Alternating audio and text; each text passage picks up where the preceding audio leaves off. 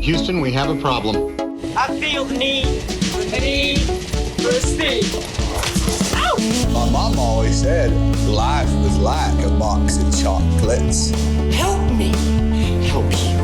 You are a toy! My team is dead! There's no crying in baseball! Relax. This pod is making you aggressive. Wilson! You complete me. Hello and welcome back to We Bought a Mic, WBAM fam. This is a pop culture podcast, a pop culture namcast on the films of Tom Cruise and Tom Hanks. Welcome to our miniseries, Tom v. Tom, A Tale of Two Toms, Cruisemas with the Hanks. We're That's shipping out, boys. What people are saying, yeah. We're getting dirty. We're committing war crimes. Politicast. For Yeah. America. Yeah. Me in the first act, war is good. Me in the second act, wait. Wait a second. What the? I thought this Oliver Stone guy was just a real straight shooter. Now I'm starting to wonder. I didn't mean to do that. It's like an M. Night twist. When you find out war is bad, I'll never forget when I found out war is bad in this movie. It's that reveal. We shouldn't be doing that. When I found out that this was a white man's war, never the same. You know what they say? Uh-huh. If you don't love it, leave it. Love it. Yeah. If you don't love it, leave it, Tommy. Welcome. Tommy, if you don't love it, leave it.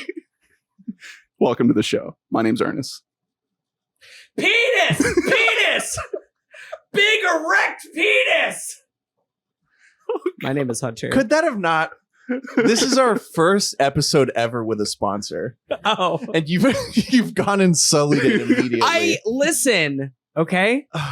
I wanted us to go ahead and get our tears out of the way now for a part that did make me cry while watching this movie. So So it was actually a solemn penis. okay. So now it's okay. It is a movie quote, so it's fair. Yeah. It's fair game. I'm Drew, and we have a guest. Welcome to the show for the first time, Adam Donato. Hello, hello. I'm Adam. I am a fellow critic in the Florida Film Critic CACF, the Critic Association of Central Florida. Jeez, Yeah. wow. You're so kicked It's okay. out. You just got booted from. Now, the I always have to that- check every time I type it. I'm like, wait a second. The amount of time that I say Central Florida Critics Association, I'm like, wait, no, that's not right. It has to spell CACF, Yeah. not No. CFAC. It is time for our first of 72 sponsor breaks. Now that after last week's episode, I reached out to the good folks at Run Pee, You're so crazy for this. the app that tells you when to pee. Becca, our guest, told us about this app, and for like a good 10 minutes, me and Hunter were not engaged in the podcast. because I we just were on- wasn't listening We at were on any Run point Pee that you learning were when to making. pee during all these movies. This is a real app. Oh, Thousands of Like users. when in the movie to go. Yeah, pee. yeah. It tells you when to. Okay. It's like it piss. reaches I've a heard of lull this. and it's like Oppenheimer, you got like 4 different times where you got like a good 90 seconds and Yeah. then you just run out and So, then get back in. I get on the WBAM email, negotiate the deal of the century. We are now sponsored by Run Pee officially. Really? Thank you to our Um, sponsor. Designated That's sponsor, awesome. Run Pee. I know we got to start doing some copywriting so we can come in with like some slogans, you know? Well, we're gonna have a whole category, Oh, you know, we the got Run P category, brought to you by Run P.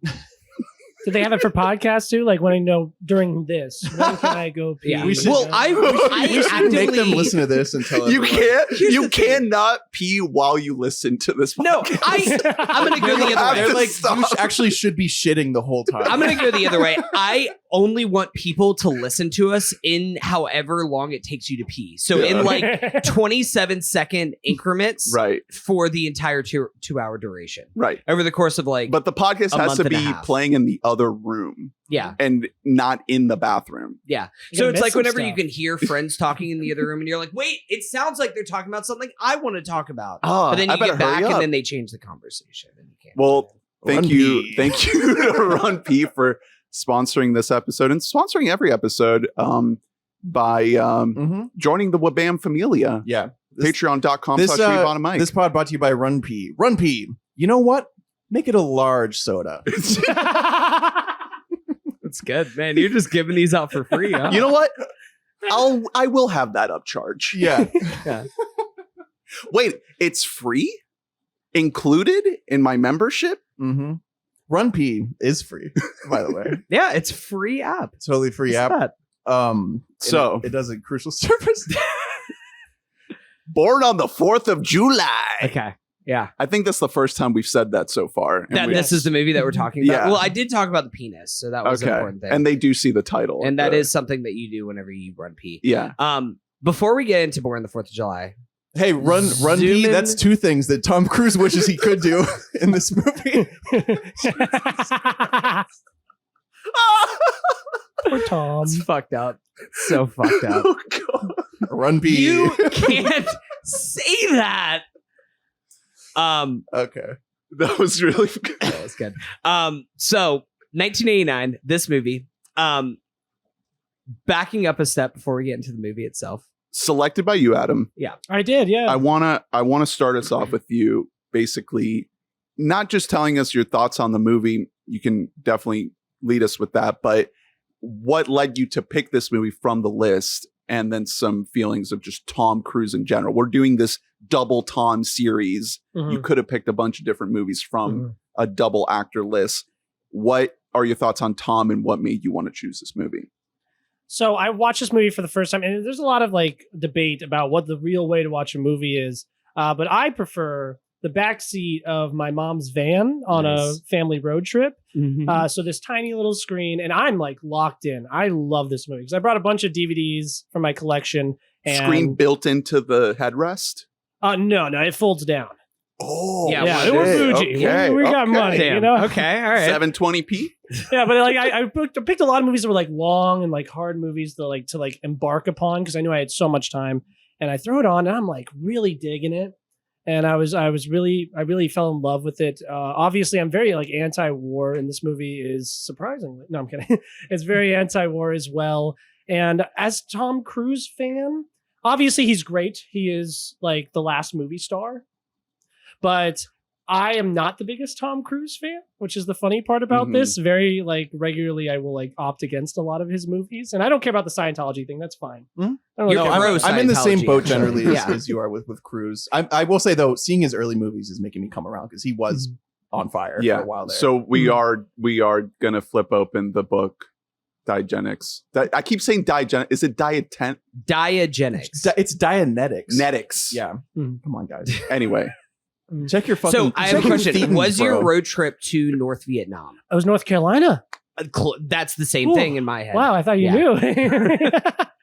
No, but I really fell in love with it. But Tom Cruise in general, I love how clearly passionate he is about his movies.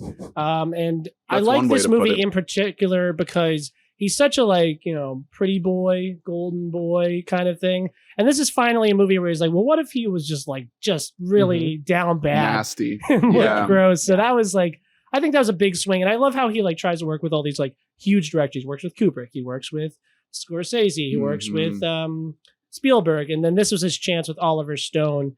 And I'm really happy too, because I watched the director's commentary instead of watching the movie. Because I just watched the movie for the 4th of July.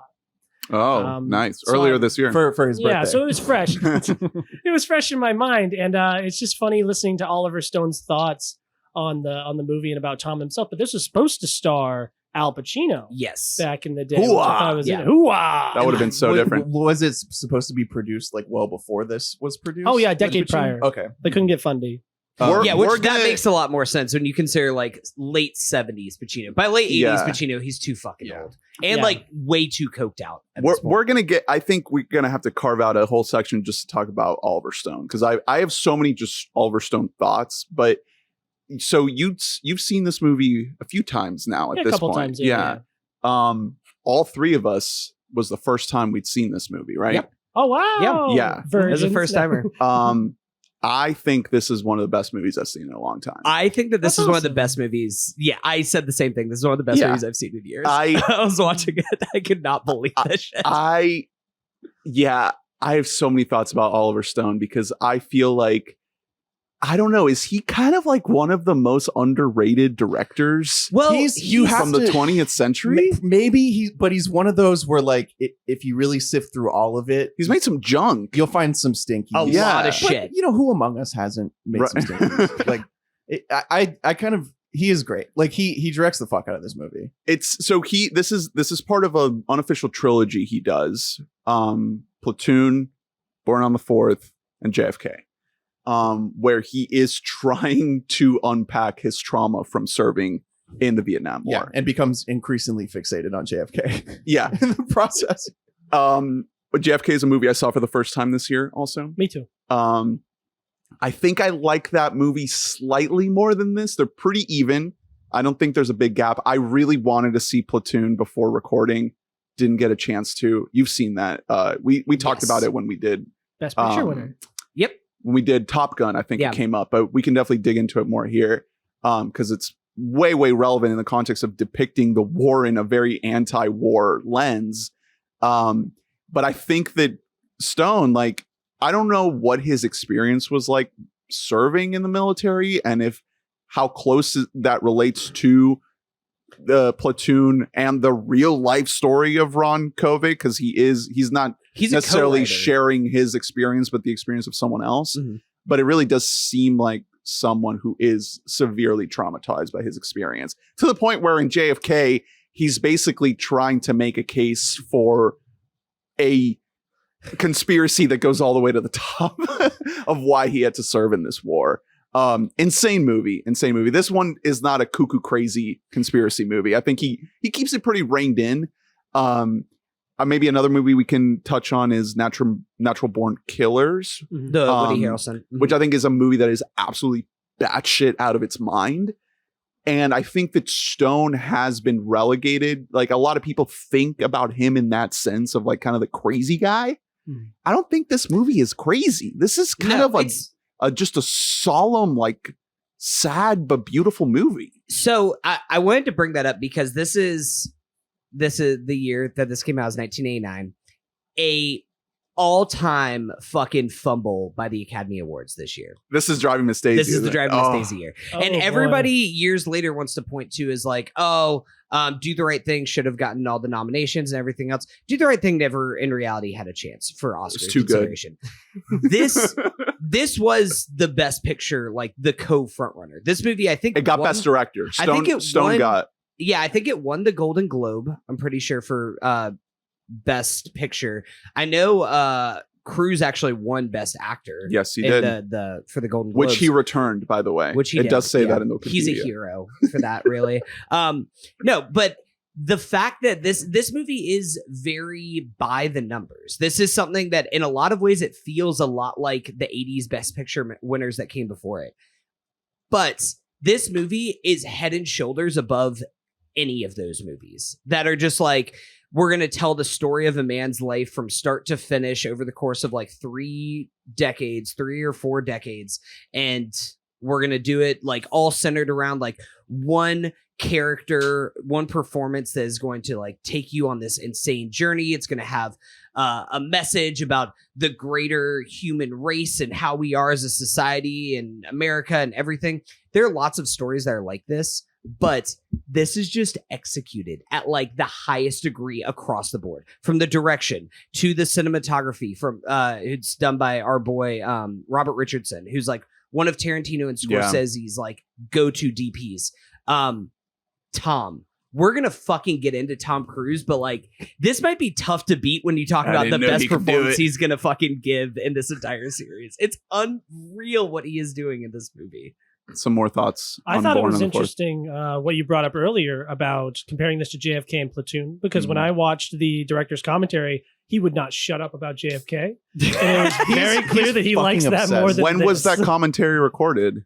I don't know, but like he definitely has much more reverence for JFK and Platoon than he does for this movie. Which is funny. I need to rewatch Platoon. I watched all the Best Picture winners, and Platoon kind of came in like a slog of Best Picture winners in the 80s. And I feel like I didn't appreciate Platoon enough for what it was. I think it got lost a little bit. Yeah. At least on rewatching one of each of them for the first time, Born on the 4th of July is head and shoulders above Platoon, in my opinion. Well, there's just so many war movies, and they're all exactly the same. Like we were making jokes before we even started this, where it was like, it's about war. Like it's about how Vietnam is bad. What? Yeah. So it's just like, I want to see who's going to make the pro-Vietnam movie. He's gonna do Well, a it- Vietnam it's already out revisited. there, yeah. That's It like got actually, made. you know what? It got made back in the day. Like Platoon was important because it was the first Yeah. one to really turn things around, because Hollywood had pumped out a couple There's like some pro-war John movies. Ford. Yeah. John It's just Wayne, like one of those. If yeah. a movie wasn't overtly anti-war, it's technically pro-war. Yeah. You know what I mean? Yes. Yeah, like it has to have a stance. So if its stance is the status quo is to be pro-war. You know? And Hollywood has a history of cooperating with the Department of Defense. yeah, Oh, You know, yeah. you look at Top Gun. Top Gun is very pro-nom. Yeah. Pro post-nom. You know, one movie I'm going to be very curious to revisit is Forrest Gump. Because I watched this with Lee. You know, usually when I put on a movie for the podcast with Lee, she just immediately falls asleep. She sat and watched this whole movie. In Forrest Gump, like, is there a scene where he's like, oops, I napalmed all the Viet Cong? Yes. No, that's exactly verbatim what happens in Forrest Gump.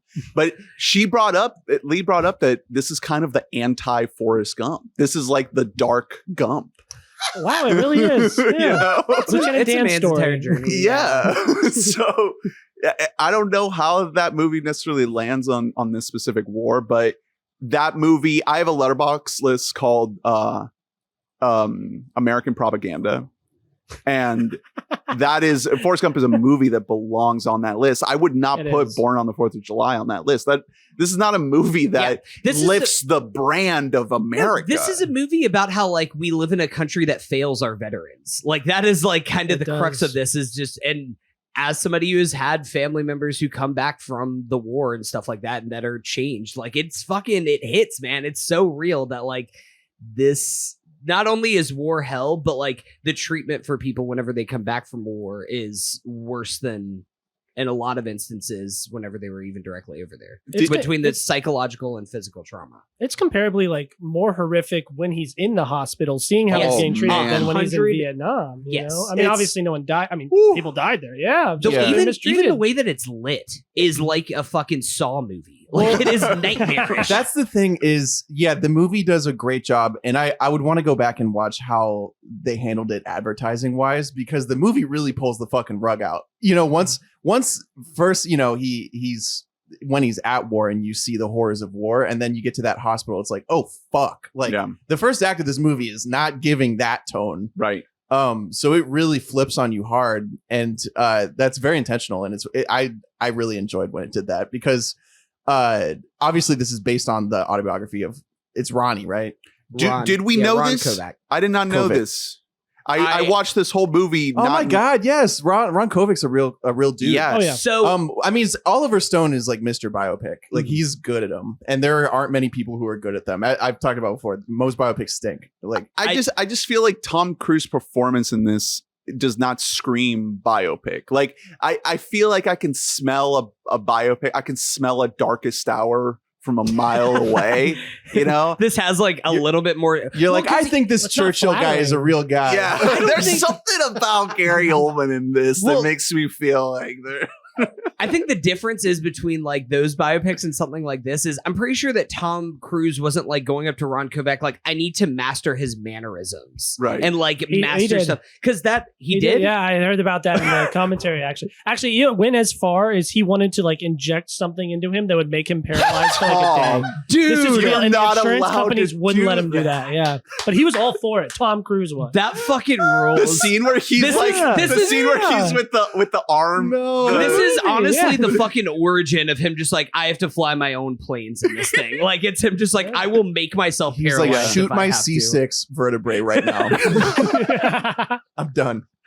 I don't need it anymore. He's committed. It's so passionate. You just got to admire it. Even if you don't like agree with his like religious beliefs and stuff. Like he's dedicated. Well, and man. all these early roles that we've talked about, this is the fourth cruise that we've done. Born on the 4th. And facts. And in each of these, this is another like really good casting job, because Ronnie Kovic from his childhood is a kid who's just on a fucking mission. Yeah. He is so fully committed to an idea that he has no time for people. Yeah. Like from the jump, like little baby Kira Sedgwick, he's like, "Don't kiss me, bitch. Get off me. I don't need you." But the difference is that he does actually change his mission halfway through. Yeah, He realizes that maybe my mission was actually kind of bad. yeah, and it is. I mean, I think it's well played by him, but generally speaking, it makes a ton of sense to put him in that role because, Ronnie Kovic is someone who in real life reflects that. Like he was, like that's true to nature from everything I've read about him. He was dead set on like serving his country, and then he flipped. Yeah, and then he flipped and dedicated the rest of his life. He's still alive. He's still with us. Yeah, he's like 77. Yeah, and he works with like tons and tons of veterans and speaks up. He's an activist. That said, another reason you wouldn't know that this is a biopic though is that it's his fame sort of peaked with this movie. It's not as though like he's just on TV every day still. Yeah, he's I mean, watching the back half of this movie, or even some of the earlier hospital stuff, is like it just kind of makes me wonder, like, where are we right now with Veterans Affairs? Like, have things gotten better? Have they gotten worse? There are less of them with like, compared to a Vietnam, there are less coming back with like debilitatingly fucked up physical and mental trauma. Statistically. The actual treatment that said, they're not doing great. Yeah, there's still the treatment that you're getting, ongoing treatment and stuff is a fucking nightmare. Like, if you do have to have any kind of surgery or something like that, like, how it's, well, I don't know if you know, but like if you're on Medicare and you have to get some kind of a surgery, good fucking luck. It's going to take you like months to actually get in and to get the proper treatment. VA is like that to the nth degree. So it's like, oh, I need back surgery. So it's like, cool, we're going to get you a surgery probably in like 8 months, and maybe good luck, and also hope the doctor doesn't botch it because it's going to be another like month and a half before there's a follow-up. Well, and on shit top like that, and on top of all that, because it's government funded, so medical technology has changed quite a bit in 50 years, and he's not even getting the best of medical stuff 50 years ago. You know what I mean? Like that they weren't. So it's like state sponsored stuff versus private. Like when they cut to like the pump that's keeping his legs, that's some like 1940s shit. It's like a fucking coffee maker. Like it's not any, you know what I mean? I'm sure it's very period accurate, like equipment, but like I don't know. Medicine sucked back then. Like I would run away so quick from a draft, and I would start a burger chain. I'm 100% starting a burger chain. I mean, I don't know what it must have been like to live in those days, pre-internet, where you could just have a convertible car and go work at the local grocery store and, walk around and see your friends. Like the society has oppressed us so much that I don't see a scenario right now where you could have a war and have people excited about it. Like that's just not, I don't see that, like the notion of people being sucked into an entire lie. It happened with Iraq quite a, like post 9/11, people were like, oh, get me the fuck over there right now. That happened. But and then there's still people who were like, whatever vague shit we're doing over there, like I want in, which is really, really nice. There's always going to be like people like that. They're just like fucking sweating tea and just like need to fucking get their rocks off by like shooting in the air with their guns. But I think that's the difference, especially like whenever you like put yourself back in the mind of like protesters and people like that, where there was just this like ominous Red Scare that was happening in the 60s. It's like, communism. It's this nameless, faceless thing versus World War II is like Hitler and Nazi. We have one thing that we can focus all of our energy on and know that it's more concrete.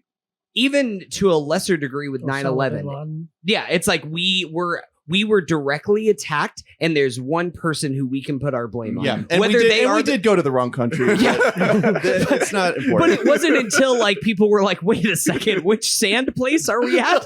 that they started to question the intentions of everything. So. Well, one angle that I come at this movie at is because I work in marketing, like movie marketing. So like a couple of years ago when Top Gun Maverick was coming out, or last year, we on the same weekend, we were working on an ad for the military, like specifically trying to recruit, like, oh, look for 18 to 24-year-olds and go and try to, show them this ad and see what they thought about it. And so that's why I think this movie is so awesome in comparison, because this movie is like actually taking a stance on that. Whereas like Top Gun Maverick's like, isn't it cool? It's like a long 2-hour ad. I'm not going to sit here and trash Top Gun Maverick the whole time. Hey, But, if you want to. Listen, Top Gun Maverick is a masterpiece. That's why I'm not I here to love do it. that. Yeah, I was like dreading it. When this was announced, I was like, oh, fuck, I'm going to bring up Top Gun Maverick, and it's not going to go well for me. You're anti-Maverick. I am very anti-Maverick for several reasons. But here's my point with Hey, this movie. you know what? Don't talk to me, Goose. That's what I have to say. Is like, I think things have changed so much today. Like when the COVID happened, I thought about enlisting, not because I want to fight or shoot or anything. I specifically don't want to do any of that, but I was like, oh, well, we're not doing anything. So I just go and get my debt paid and Yeah, I'd pay off all your debts. get Yeah, a nice you little know, desk that's- job somewhere. Yeah, So yeah. like, like with the whole treatment of veterans here, like I feel like it has gotten better, and it's because of movies like that. That's why people don't want to join. How many movies like this come out where it's like, actually, it was bad. We shouldn't have done that, and we shouldn't go to Mhm. war. And so I feel like we live in a much better world because of movies like this. You know? Yeah, well, to bring it back to Stone, I think that that's one of the most valuable things is you have a guy who was actually there, Mhm. you know, and I don't know how much combat he saw. I don't know how much, what happened to his actual tangible experience, but he was there. Mhm. He was there. He in some way saw this conflict firsthand. And you don't see that a lot in the movie world. To have someone that lives out an entire experience and then is able to translate it to the screen Mhm. in the way that he does here. Obviously, like he was able to work up to this. He had Platoon under his belt right before this, but I think that there's something really special about how he is channeling his frustrations through this real life character of Kovic, of Ronnie Kovic, to really bring this point home of we shouldn't have done this. This was a mistake and people need to know.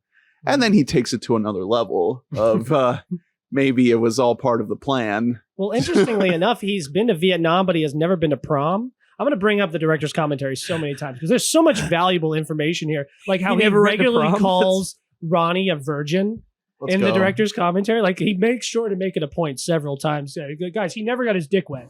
Okay. Well, I was Fucking thinking that's that. cool. I was Okay. thinking that when That's he was really getting with the cool. prostitute, I was like, wait a second. Yeah. I want to try whatever the nipple thing was that he was getting off on, you know? Mhm. Yeah. Don't need no dick for that. Mythbusters, figure that one out. huh? I have a lot of questions about, just everything about that town that they were in. Willem Dafoe's character, Incredible. but we're skipping ahead a little bit. But yeah, no, that is very funny that Oliver Stone is just like, I have to make it very clear that while he had this one moment with Keira Sedgwick, like that's it. Like technically he's smooched still once. a virgin. His penis has not gone into a single woman ever. Okay, guys. We made a movie about him. What a nerd.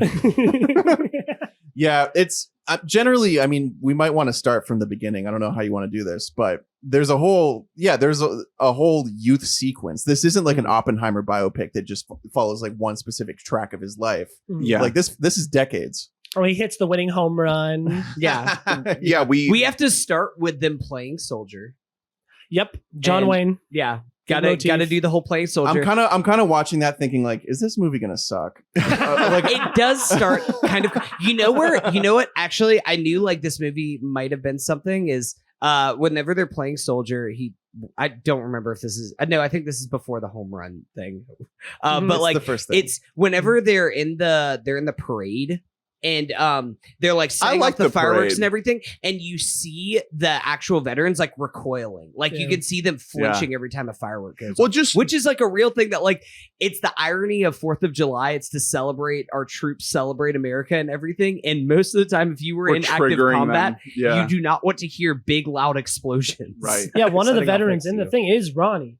And like, because I know, because he pointed it out, and then Oh. like I saw the little tick that he did, I'm sorry if it's not called a tick, but then I watched Tom Cruise later in the movie. He does a very like similar, Yeah. and I was like, What's Very it's a good it's job, a man. it's Tom. a it's a reflex. I mean, that is echoed in the moment where he's giving the speech, right? And he Yeah. just completely has a essentially a panic attack. very, very well directed, in my opinion. Yeah. Like the sound design of all of those sort of PTSD sequences is like very disturbing. Everybody staring directly Yeah. at the camera. So It's so upsetting. in the commentary, does he talk about PTSD?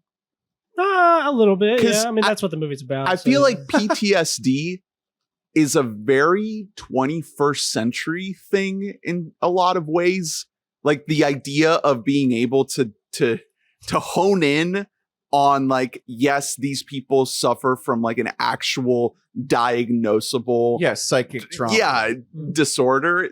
This was not even in 89 when this movie came out. I don't think that they were able to be like, this is a movie about PTSD. Well, no. The people who were bringing that conversation to the forefront were people like Ron Kovic. Like, yeah, but did they have terminology for it? That's kind of I mean, question. shell shock. Like the term shell shock has been Okay. around for he was forever. like, but it was like he was shell speaking shock on was, behalf of veterans, saying like, "Hey, we should be talking about this. Yeah, like this there isn't is a trauma. You There shouldn't is bury this something- by like yeah. crushing beers every night. You Right. know, you should like." I'm gonna look up the year of the director's commentary because that's actually a really great point. I feel. Did you watch? Was this a disc? Was this? Yeah, I almost brought it just so I could like hold You it up. should. the you whole should have time. brought that. Is this physical the He fourth- visual aids a lot. Is Listen. this this is the 4K? No, it was just a regular DVD. It was like a Oh. very Is this old on DVD. 4K? Did it get a 4K remaster? Because I'd So if it's a Check that DVD, shit out. then they probably did do some kind of probably some in the kind of 90s yeah. then, or early 2000s. No, it has to be 2000s. There are no DVDs in the 90s. So Late obviously, 90s. you know, Ron Kovic is involved with the creation of this movie. It's based on his memoir. You know, He gets screenplay credit. yeah, exactly. Right? Yeah, like and Cruz, With- you know, with Stone? Cruz is meeting with him. So that's my biggest question is where did they diverge? Where did they diverge from like what actually happened to him? You know what I mean? Because I would assume that like particularly in the first act, you don't have to be quite as accurate as you do when you're talking about like. Do you think that he embellished the book? Press. He's like, yeah, I kissed the girl. I got the home runs. That's what I'm saying. Is like that's I the was type of stuff cool. in a biopic that you're allowed to sort of embellish a little bit more than like the hard historical like data stuff. What drives the point home? You know, the whole movie. The Yeah, All it's like- American Boy, John. Exactly. Wayne. I wonder did he really grow up like Mr. Marine? Like, you know what I mean? Like where like it's like Tom Berenger showed up at his like fucking assembly hall and was just like, yes, I will enlist, good sir. Thank you very much for serving. I think like the scene of him in high school losing the wrestling match rings like it seems like something that would have happened, you know, in the book to me. The reason I ask is a little bit farther ahead, so we won't get to that yet. But generally speaking, I would imagine first act is when you can sort of fuck around like that. Like I wonder if he had a Kira Sedgwick type woman. Like, do you know I anything did about have- this from the commentary that like sort of shepherded him into the anti-war movement? Is that real? I do know that it was never one woman. Like he Okay. mentions that there was never like a specific girl that like plagued him from. His That was life. more that of an makes sense as invention. a movie thing because Kira Sedgwick just disappears after Yeah. the protests. Well, she's That's like, I'm one of my anti-war, notes. and he's like, yeah. But then I can't get up the steps. Like, Yeah, eventually- Remember prom? She walks up the steps Man. and looks back and she's like, That's nah. that one shot where he's like rolling through the campus of the protesters. He says, "Do you want to come inside?" And you just hear the kink as he's like hitting the curb of the sidewalk and then Yeah. panning up.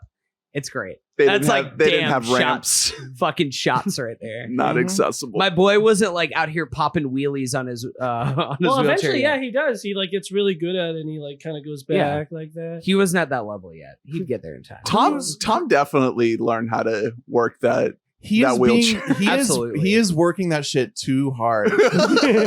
He like the way he has his like neck up when he's moving it. It's like you are still too jacked for this. I'm sorry, Tom. It's crazy. Hey, how many push-ups did you do? Facts. Come on. He's that said though, like I do, you know, we do go on such a full emotional arc. Like if you start with the beginning at where Yeah. he's at, because we start seeing Tom Cruise playing this character in high school. He's Oh, playing with the braces. yeah, he has like a Oh. fucked up retainer type thing going on. And he does a good job. And Yeah, you see, I and could then you buy also him. see Kira Sedgwick, and she's clearly like 33. Yeah, they did not do She a has good. like neck veins. and shit. I have questions about some of the makeup choices and especially some of the wig choices Dude, that happen the in here. wigs are out of control. Insane. But real quick, backing up, I've talked about what might be my favorite line reading of the entire movie, which is whenever they are in the parade and Keira Sedgwick gives little Ronnie a Yankees cap, and Ron's mom, Caroline Cava. I don't know if she's got the juice. We'll talk about that. But she looks at him and she goes, "Yes, he's my little Yankee Doodle boy." And there's that's the shot up at her. It's like angled up at her face, like almost POV of Tom. She's my little. It's so weird. He's my little Yankee Doodle boy. Which, like, him being a Yankees fan really drives home the All American Boy thing. But also, like, as a Mets fan, I'm like, yeah, I'm happy bad things are happening to you. Yeah. Like I hope you're a victim. I was Yeah, you would be a virgin. Fucking Yankees. Fuck the Yankees. I was vibing pretty hard with the first chunk of this movie. Like, I did not mind the come up at all. No, it's fun. The all of this like weirdly kind of slanted stuff. It's all as credits are still rolling. Like, we're still seeing like the opening credits. So I excuse a lot of it. And we also, get like, we get to cruise like pretty quick. That's the thing. It goes fast, and we know Oliver Stone. So it's not as though I was sort of questioning like if this was going to be a little bit neutral on war. You know, I was like, there's going to be a flip. That said, when it flips harder than I ever would have thought possible. Scene 1 in Vietnam is we're in it. Yeah, like, it's like, it wow, is fucking organs. Like, immediately it is just like we're seeing the most fucked up shit you've ever. That I love that. Like, that was amazing. That entire introduction to the war, it's just like perfectly shot. You know, immediately, like, Stone is like, I'm not fucking around. Like, you are gonna see some fucked up shit. Okay, this is a war movie. And okay? then not only fucked up, like physically, like gore, fucked up morally, twofold. One, he kills a bunch of civilians. Two, kills his own guy. He just friendly fire on a guy. Scene 1. Killing kids. Yeah. Scene 2, friendly fire. No. Scene 2, trying to like confess to the murder, to like killing. Oh, to what's the guy's name? Is that Viper from Top Gun? Viper oh wait, type. no. Yeah, that is all in the same scene. That he kills women and children. He kills his own guy. Yeah, because before that we had just met this guy. Yeah. Wilson. No, it's Tom Berenger. This Southern guy. Tom and he's Skerritt. like, well, hello there, sir. I'm just here to die. Like, I was watching and I was like, that guy's about to die. and then he immediately Tom shoots him.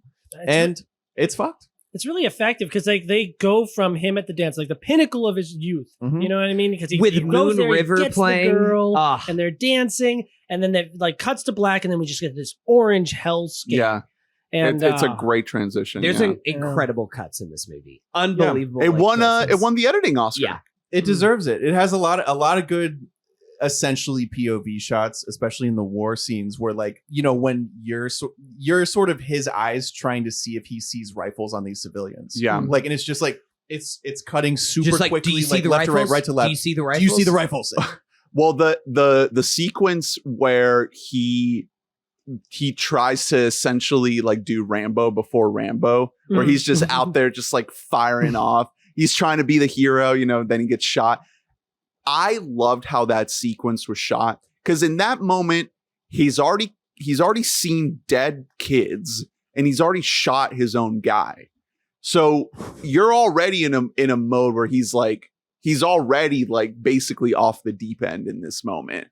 And the way that entire sequence is shot, it's so many long lenses where it's just Tom in focus and you can kind of see some people behind him and you can kind of see some foliage in front of him. But there's it's so all, much shadow. It's so disorienting. It's so disorienting. Like, you don't know what the fuck is going on. And this happens in every war more than they say. Like, it even, you know, Pat Tillman got killed by friendly fire in fucking Iraq. Like, it's too easy. Like, there's the sun and these are kids and like, yeah. And you want to think there's like, some like grander strategy for organizing where all these men are like running to. But like once shots start firing, like motherfuckers are just running. Like he has no anything clue. that moves. Yeah. And I think one thing that's most effective about when they find the civilians that they all shot is like not only the dead civilians, but the alive baby that's there. Oh, it's And like haunting. in a glimmer of sunlight. Oh my Oh. god, It's so dude. fucked. Because that's even more brutal. At least you put him out of their misery. The other bit, like he has to find a way to And they're- survive yeah, he's amongst screaming. these corpses. Yeah,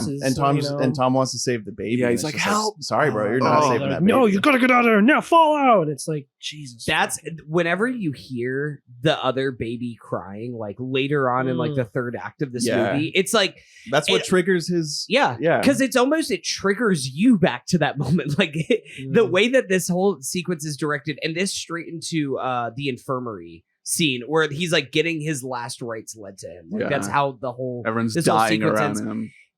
I was like holding my breath for like 20 minutes during this entire sequence while watching it. It is unbelievable. It is creating like a trauma response within you, the viewer, as you are seeing all of this take place. when they shoot him in the foot and he like almost flips up, like you see his foot come up Yeah. in the air. And, oh my You almost see the God. hole right through his his ankle, gross. and then the guy picks him up, and you can see the exit wound on his Mhm. back. Mhm. It's like, damn, they really did that. Yeah, it's brutal. It's great makeup work, man. It's unbelievable. It's very believable. Mhm.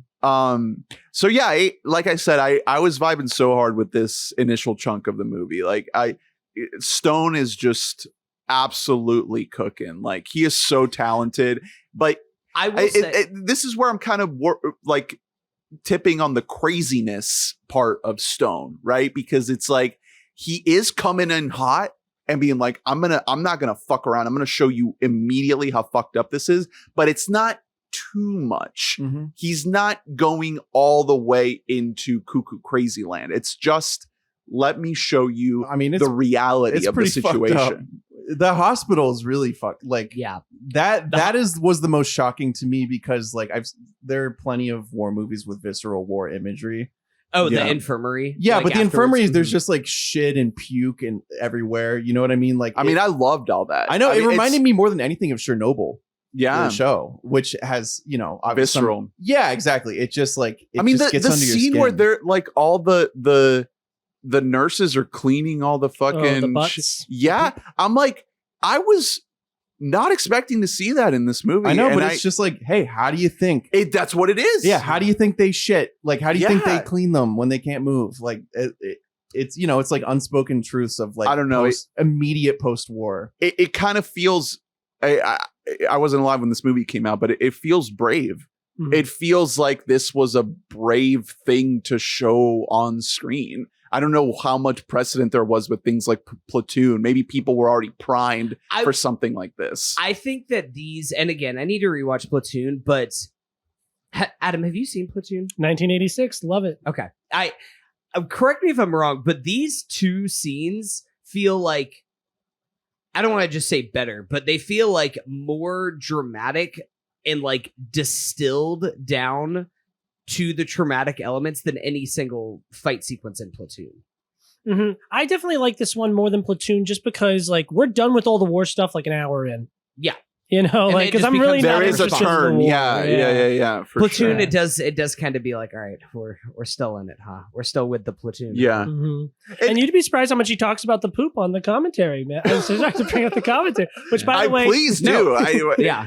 2010 actually is when it was recorded. Okay, Oh, wow. I was Yeah, trying to that's look it up. Later Yeah, than I was expecting. I saw there was a DVD that came out in 2000. Does but I he was- talk a lot about his time working on the film W?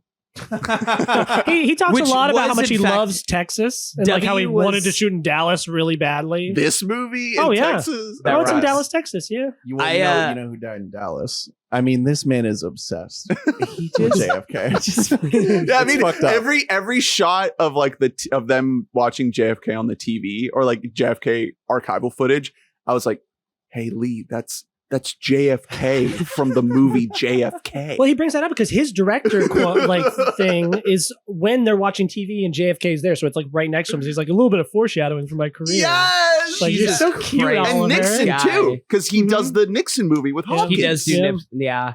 I will tell you, I think that the first Oliver Stone movie I ever saw was W. I think so too. Because that was like, growing up I with mean, we're like, kids. Yeah, we're Well, kids and also- of the 2000s. yeah, and both of us have at least part of our family are very like left. Yeah, John Kerry, still- baby. Still with her. So yeah, I think it was W. And then I think the other one was Any Given Sunday. Oh, I've never seen that. That was a classic DVD. That in my movie is household. batshit crazy. Yeah, that The is way an that- insane. He finally did a Pacino. The Yeah. direction of that movie is like over the fucking top. I haven't seen It the is movie since I there's was a so much kid. going on. My grandma still has the VHS of it at her house. That, Nice. Pearl Harbor, and Titanic. Very The cool. 3 VHSs that every grandparent owns. I wanna see more Stone. I watched Natural Born Killers when I was in college, and I barely remember it. I just remember it being very frenetic and all over the place with its editing. I've seen, you know what? I've seen Wall Street 2. I don't really remember much But about the- it, but I watched it in high school. Wall Street 1 and Wall Street 2. I own Wall Street 2. I have not watched it though. Yeah. I know Lee really wants to see Snowden. She haven't wants seen to that. she wants to be Snowden pilled Mhm. because she loves Joseph Gordon-Levitt and she loves Edward Snowden. So Where's he gone? Oh my gosh. JGL? Yeah, I wish he would direct more. He I'm doesn't big have a Don job, dude. fan. He's unemployed. He's directing the biggest website in the world, Hit Record. Yeah, hit record. which Get it we because all- it's a hit record, which we but all it's also now- hit record. Yeah, we all now use that for all of our Yeah. creative Yeah. collaborations online. Whatever And the fuck. and- If you want to find someone like playing a ukulele and you want to sing on top Apparently, he has a new movie out called Flora and Son from the creator of Sing Street and Once. Oh yeah. Apparently, it's bad. That's what Oh, I've heard. Oh. Yeah, and apparently he's the reason why it's bad. Hey, I do, as a defender of Sing Street and Once. I know. We Yeah. love Sing Street. We're Sing Street defenders. I Yeah. saw Once on Broadway. Oh, Once Huh. rocks. Love Once. As a defender of Premium Rush, jeez. put that man back on a bike. I mean, post Inception, like it was Joe's season. It was Joe being like, I gotta have my porn. I still haven't seen Don John. You haven't? We got to do a podcast. We on have Don to do John. it. Can that be the 500th episode? Is the Don Yes. John episode? I gotta have my porn. Don't watch My it with your porn, mom. my okay? cons, It's a my bad girls, idea. my I watched it in a A theater with my mother. podcast. I think Don John might be the single greatest trailer ever made. Yeah. Like I Good think it is. vibrations. It is the greatest trailer for a movie ever. My cars, my girl, my porn. So anyway, Wait, I was going to say one more thing about Oliver Stone. Where would we put Don John in this movie? Recasting couch. He's in the infirmary. oh yeah, he jerked off too many times. He broke He his also dick. can't have sex. Yeah, he's anymore. just like, I also am a virgin, but it was by my own accord. Because I watched too much porn. And they're like, what's porn? Is it this nudie mag that my mom would let me have? He's like, yeah, I got friction burns. I was going to say one more thing about Oliver Stone. Any Alexander heads? Is that what Oh you were my gonna God. say? No, was that your thought? I was going to bring up World Trade Center, which is a movie we skipped in our Nick Cage series. I was talking about Nick earlier. Cage is in World Trade Center. Yeah, man. Yeah. on a rock. I mean, It's what if Nick Cage, the What if- actor, what did if- World Trade Center? what if the towers fell? What if the towers fell on Nick Cage? That's what that movie's about. I mean, I have wondered that before. But Is World Trade Center good? no. Oh. Well, that's what I was going to Aw. bring up is like once you get into 21st Century Stone with Alexander, World Trade Center, W, like it's tough. It's tough. And I think if you just look at that run that Oliver Stone had where he does kind of hit this major moment with Platoon and then follows it up with this his direct follow-up? He makes Wall Street after this, which was a big commercial hit. Okay. So he's like, did the Prestige thing, did the popcorn thing. Oh, And then yeah. makes a movie called Talk Radio. Talk Radio with the dude from fucking Bogosian, baby. yeah, Uncut Gems. Let's go. Oh. I do love Eric Bogosian. Okay, so this is not his direct follow-up. And then he does The Doors in between this and JFK. But And then right after JFK does like in Natural his Born Killers trilogy. No, well, then he does Heaven and Earth, Oh, which what is the that? third. Isn't Heaven and Earth the third of Oh his my like God. Vietnam movies? It's about the Vietnamese people, but it's with Tommy Lee Jones. What is this movie? So that is like the third one of the trilogy of Platoon, Born on the 4th of July, and then this movie. So This is like the lost one. Let's make a movie about the Vietnamese people starring Tommy Lee Jones. That sounds like a great idea. Well, third acts of trilogies are always usually it's tough. It's tough to bring it home. All right, what are you gonna do? But yeah, I mean, once we flip into the 2000s, because Any Given Sunday is 99. After that, that's when it falls off. You get Alexander, World Trade Center, W, Wall Street, Snowden, and that's kind of it. Like, I'm at a point right now What where about it's like, what about his JFK documentary he made oh, very recently? The he actually JFK made, Revisited he made or whatever two. it is. I watched. He one made of a them. second one. Whatever the more recent one was, I watched, and it was very entertaining. Yeah, JFK Destiny Betrayed. Oh, that's a mini series. And then he made JFK Revisited Through the Looking Glass. Oh, well, isn't this now like we're gonna get more information soon? Like they locked it Yeah. up for like decades. Well, we got a Did that bunch, happen? Do but we have it now? they redacted like the They're taking it out of stuff. the Disney vault. They're taking JFK's frozen head out of the Disney vault. Generally speaking, yeah, wild career for the dude. I respect the fact that he's just like madly vibing with JFK his whole life to like an increasing extent as the years go on. Well, what I was gonna say is that like it feels like he may not make another great movie again. Like that 80s, early 90s run is just the peak of his career. You know, he's old. And it also feels like the JFK thing is kind of like a crutch in a weird way. Don't you dare. I think it's just an obsession. I don't think it's a crutch. I think he's fucking obsessed with JFK. He's interested. Yeah. It's a special you blame a guy interest, for I fucking making If we want to tie this up to the last Tom Cruise, but I think it's fine. I think it's fine to make it to turn that obsession into just a great movie. Like, I love JFK. I think that's a very entertaining movie, but to take that movie and try to spin it into fact, I think is just, that's taking it too far. The thing is, what he did with the documentaries is sort of retroactively like undid some of the damage he did with JFK. The documentaries are not saying the same thing that JFK is saying about what happened to JFK. Not at all. It's going over like they're documentaries that are very focused on interviewing people who were like super involved. Because the movie JFK is trying to say that Lyndon B. Johnson like did a coup.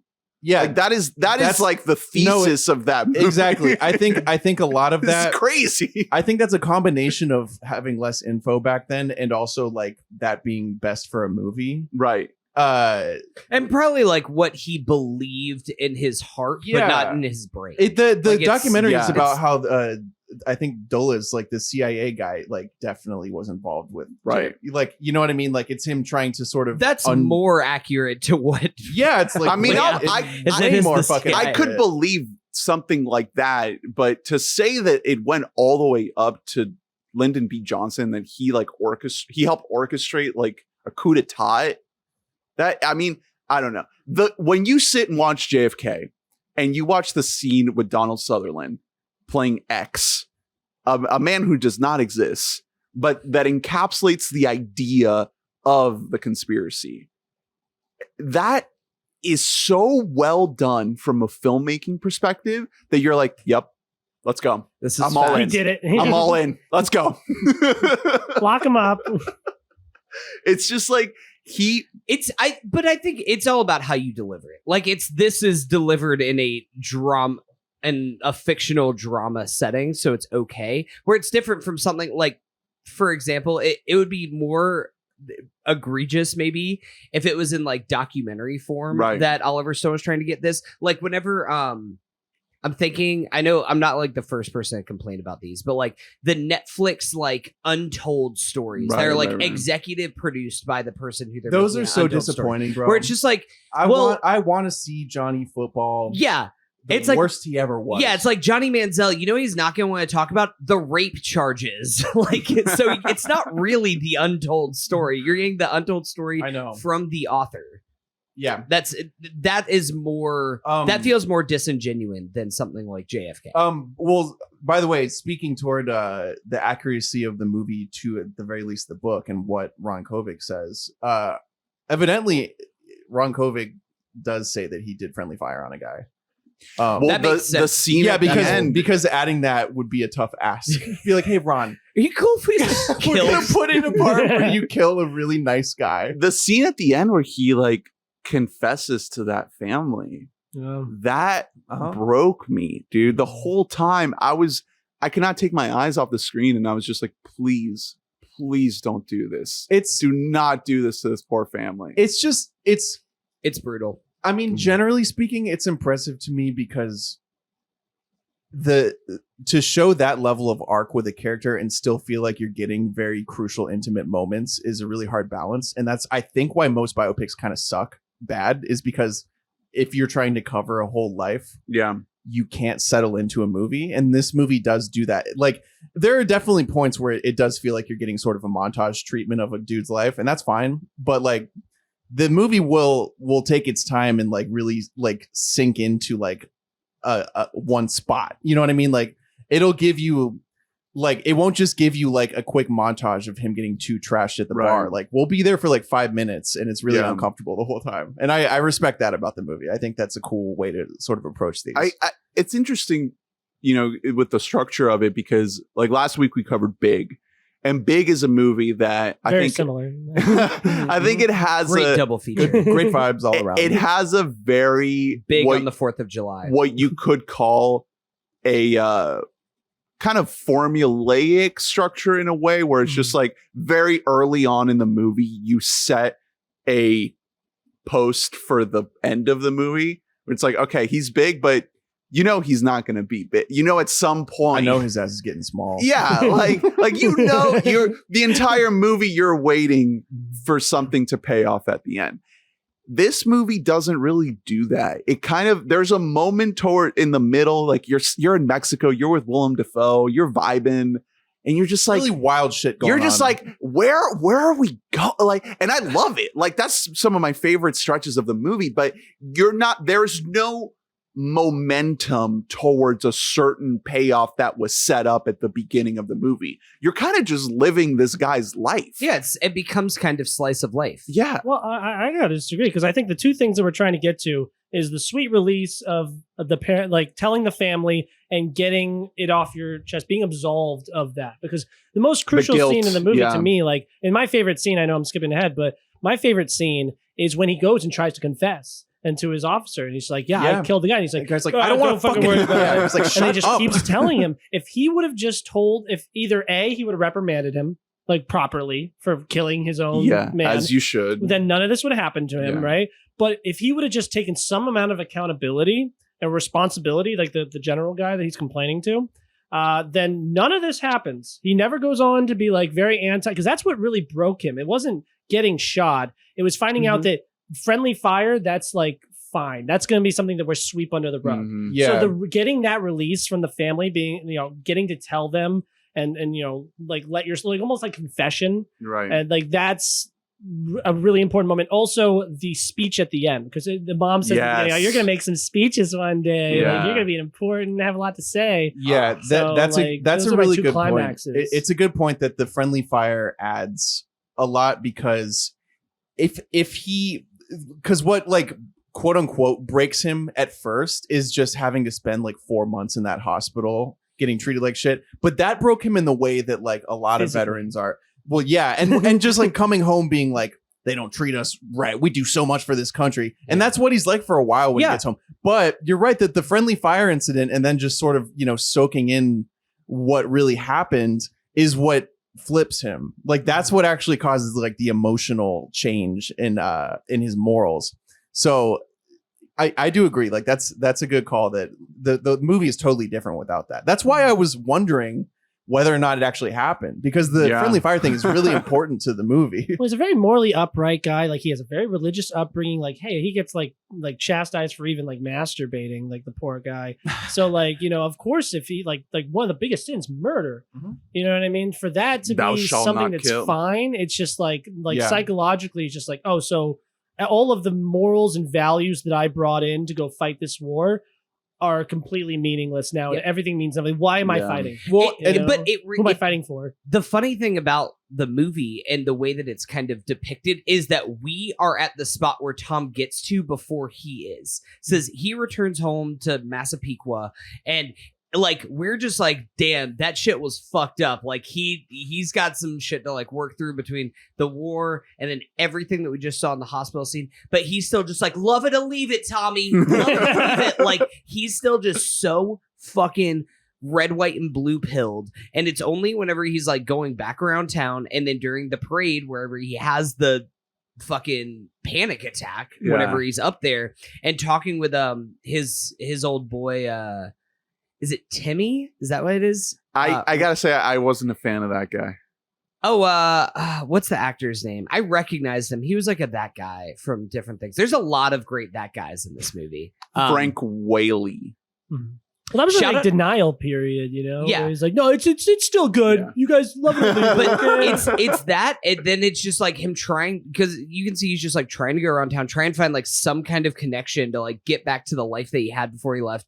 One of his friends is just like a fucking corporate shell out who's like Yep. cutting holes out of burgers. That's so awesome. and really prospering because Yeah. there was a Cooking, big bro. economic boom I at the know. time too. So just to know that like some young men are, you know, dying for their Yeah. country. Meanwhile, other He's like, people I'm are saving just like 40K a prospering. year. yeah, and he's Yeah. also giant dick to Ron. He's like, you know, what the fuck were you doing over there, man? You got so That guy- tricked, you moron. Yeah, hold your it's- horses, buddy. You can't own a store. So that guy is You wanna be name my is cashier? Stevie. You wanna Can you flip a burger first? That guy rocks. I I love that him. guy. He was That cool. guy is really cool. And you're right that he's prospering so hard that his restaurant, like, it looks like the rival restaurant in Good Burger. Right. It really does. Like Right. that place is so cool. I think the burgers are a perfect metaphor for like how hollow and empty capitalism too. Because he's like, oh yeah, we cut out the middle of the Ooh. burgers so that we can have, That's a good call. you know, damn. like save money on meat and whatnot. And it's just like, but you're Yeah. getting less. Like Mhm. you know, products these days are just like there's Shrinkflation. Yeah, Thanks, yeah. Joe. Yeah, that's what he That's what we learned in called it. college. Yeah, the that section of the movie, I could feel the turn a little bit. Like everything up until that point felt so seamless. Like every transition, every kind of movement from segment to segment. That's when he comes home.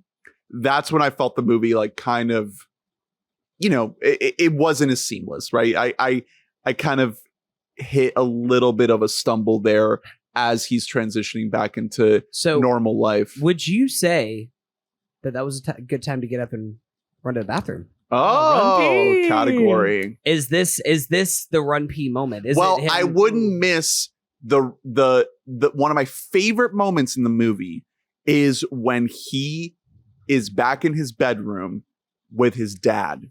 And the dad is talking to him about how he built the handles on the toilet Mhm. and then he hugs him. right that when he brought first me to gets home. tears. Yeah, Yeah, no, I his love the dad's entire crying. arrival home scene because also everybody in the neighborhood like coming over to kind of greet him and they're like, They're like, you definitely look Oh. good. You definitely look good. I don't notice anything about you. It's- like shaking his hand. no, you were the there's same. honestly, it's some incredible extra acting because they're doing the thing where they're like purposefully not looking down. They're like, I'm Yeah. going to keep my head up and I'm not going to look below. And it's so funny because it's like you see that happen all the time, like Well, in the- real life with people where they're just like, we have to pretend like that doesn't exist below my eye line. The family, like the mom and all the siblings, their acting, I could tell that there was some shame in there, and he brings it up later during the penis big erect penis scene, Which where is he's telling them that which rocks. yeah, he speaks Long, it. That's just such a good like long ass sequence of him getting too trash. You hate you're watching it like fuck, it's just like, and then he please goes inside end. Please just and it's fucking just, end you think already. that's it, and then it's like 5 more minutes of like him and his mom just going at it. It's so brutal. Does she keep up with him? no, No, no. absolutely. I hate to say it. Because Tom is like, he is going in. Like my dude, look. There's 4 different points where I put this is the best acting. This might be the best acting of Tom's career, and I said, no, wait, this is the best acting of Tom's career. And I was like, wait a second, no, this scene. I Actually is my love favorite. Tom Cruise. Big penis. We covered Magnolia, one of my favorite movies we covered on this podcast. I kind of didn't think he could do this. Is the best moment when he rips the cath out. I Dude, it's so good. Do you He's think- just ripping his fucking. I got a dead penis, mom. It was so fucking brutal to watch that whole. Oh my god! I was like, "Are you kidding me right now?" I loved it. I was like, "Let's go there." You know? But then- let's go all the way. It goes all the way, and then right after this big blow up, his dad is coming to console him, and he's just like, "Who's gonna love me, Dad? Who's ever gonna love me?" Fucking Jesus Christ! gosh. Oh my God! One thing that Like, gets give me him is- the golden man. it's the difference in the way that the mom looks at him when she first sees him, and then when she's hugging him and he can't see her face, and just the way their face changes. Because I think it's clear that the mom is the dominant parent in that Definitely. like duo. Like that's where he gets a lot of his values from. Like when he's sitting in front of the TV, like his mom is the one that's like echoing the like nationalist, like, oh yeah, we got to fight, for our Yeah. country, blah blah blah. So I just think that hers particularly was really great. And it's funny, like it's kind of the opposite of what a lot of I think the norms would be, where his dad is more just like, "Are you sure you want to do this, son? Are you sure that this is a good idea to go to war?" Because he was actually in fucking World War II, Mhm. and he isn't just like sipping the propaganda that's on TV. Right, right. Well, also, right. isn't it like I don't want to say like a clout thing. Like, obviously, mom's not looking for clout, but like, if you have that many children, right, and It's you're a not lot of kids. representing You're like, in that I war, can, I can what are you afford to lose. doing? Like, and it's like I can afford to lose one of them. Like she's like, my slender son is not going over there. Yeah. Like it's gotta He's be. playing It's Bob gotta be Dylan Ron. at like 15. Yeah. That kid ain't He's doing got a it. 4.0. Okay, he's got Yeah. potential. Yeah, my Hide son is The not going. time got He changing. is not good. I forgot about Here, practicing during the prom scene, I was like, he's gonna disagree with his brother at some point. Yeah. This Yeah. this movie. Which again, I thought was really well done because it's one of those arguments where like his brother is not articulating himself well at all, and No, yet, he's just like, and I yet just he's don't think right. it's a good idea. You know, he's correct, even though Ron is like talking circles around him. Mm-hmm. That's a well written argument. Well, and you Of guys, course, the times are changing. and you guys talk about like how this is like a movie you guys couldn't see like Tom Cruise doing something like that. That's why I love this one so much. So would you guys say? I mean, obviously, I know you guys are going to keep doing like Tom Cruise movies. Is this his best performance then? This Best so is far. up there. Um, So far, the series, yes. I think from other movies I've seen, I'd probably still put Magnolia above this. we're gonna talk about Jerry Maguire too. Jerry, That's- yes, Money. yeah. Fucking Jeremy Maguire is I mean, perfection. Let me hold on. Let me pull up the letterbox list real quick because I think But I mean, it's Jerry Maguire, it's Magnolia. All three of those are his three movies that Yeah. he was nominated for Best Actor for. Mhm. yeah, Magnolia, yeah. Yeah, supporting. he was- Supporting, Yeah. yeah. Well, best. He Well, nominated for there's it. one movie. I don't think you guys have seen this movie yet. Eyes Wide Shut. Yes. Yeah. Okay, you've seen Eyes Wide Shut. No. Okay, so that's what you're So running to. I think that this, I'd probably, I put probably Borden on the fourth. I'd probably put a fourth. I'd probably go Magnolia, Jerry, Eyes Wide Shut. I need Borden to. the fourth. I need to rewatch Yeah. all three of those movies. And I to feel know, about the I same know you're a hater, but Maverick, he's really He's fucking good in he's Maverick. unbelievable. He Okay, loves his country, man. He just loves He's just- it. Oh. Listen, he's he's- really good in that. he's movie. really good at being a movie star. I Listen, heard in the next one he's gonna start hating his. There's country. a next one. Oh God, he's much better in the first Top Gun movie. but- Yeah, now he's like he's a shell of a man. So let me now that while we're talking about Tom Cruise's like performance where it was. So he did not win Best Actor for this movie. He doesn't Never have an won Oscar Best at Actor. all. Nope, Yeah. has not. This do you this know was who probably his he- biggest shot. Do you know who he lost to? Without pulling it up. 89. I Michael just Keaton, looked this up. Was it, It Mo- is- Morgan Freeman? So Morgan No, Freeman was He nominated. was nominated. Robin Williams was nominated for Dead Poets Society. Neither of them won. Denzel won for supporting, so he was Yep, in a for different Glory. category. It is a movie that was nominated for Best Picture. did not yes, win. yes, I got it. All time great. It is Daniel Day-Lewis for My Left Foot. Yeah. Yeah. Tough beat going against DDL. really, really tough beat. I hate to see it. I've actually never seen My Left Foot. Have Me you guys either. ever seen it? No, that's a My mom left movie. foot. Yeah. My mom loves I'm that movie. sure Daniel Day-Lewis is unbelievable in it because he's unbelievable in everything. It's hard to believe that like this wasn't the best performance of the year. I'll go ahead and say that my favorite Tom Cruise is Rain Man, and I think that it's a more unique performance than this movie, because this movie, like, the table is set. It's like, hey, he does an awesome job in this movie, but it's like, listen, if you give the right guy this role is like giving you the whole roller coaster of an Oscar like role. You know what I mean? Like, it's giving you everything to work with. It's just like you have to be really good and pull it off. And he does incredibly. I think Pacino 10 years earlier would have done it as well. I think he would have done awesome. Honestly, I would love to see that. 70s Pacino makes so much sense. He would in this have role. fucking destroyed. Unbelievable. I don't know Serpico, who else is Serpico. in Rain Man. I don't know who the fuck else can do that. Like, who's be slimy, but also that- just has the charisma. it's just like to- that particular breed of douche is like really specific in Rain Man, and like he does awesome in this movie. And I agree that I didn't know if he would be able to pull something this. I honestly crazy didn't think he off. had it in him. I think that this has to be up there for him because of the choice to essentially abandon his movie star rise. Like, I know he does this movie because he's on a movie star rise, and like that's what you do.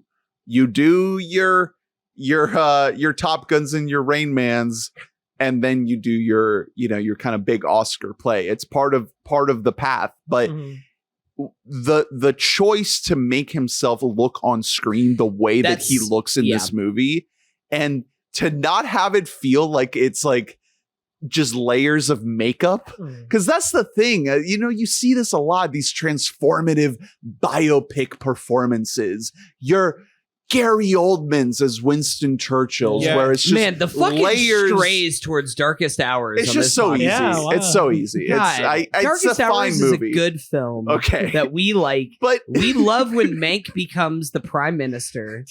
We love when Mank becomes the president of the it's United such States. a tired thing for the actors to just put on all this makeup, all Make a big these speech. Yeah. Well, and again, it plays into the idea that it's not like everyone's going to be like, oh, that doesn't look like Ron Kovic. Right. Like, you don't, you know what I mean? You don't need to give him like a big fake nose or some shit. Like, he can be himself. Yeah. And just, some of the wigs are a little tough.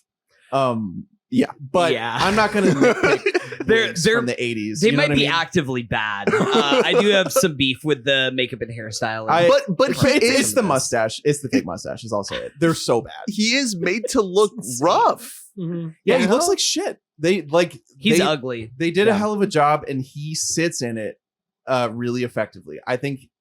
Drew, you can't say he sits in it. He has a catheter. Jesus Christ.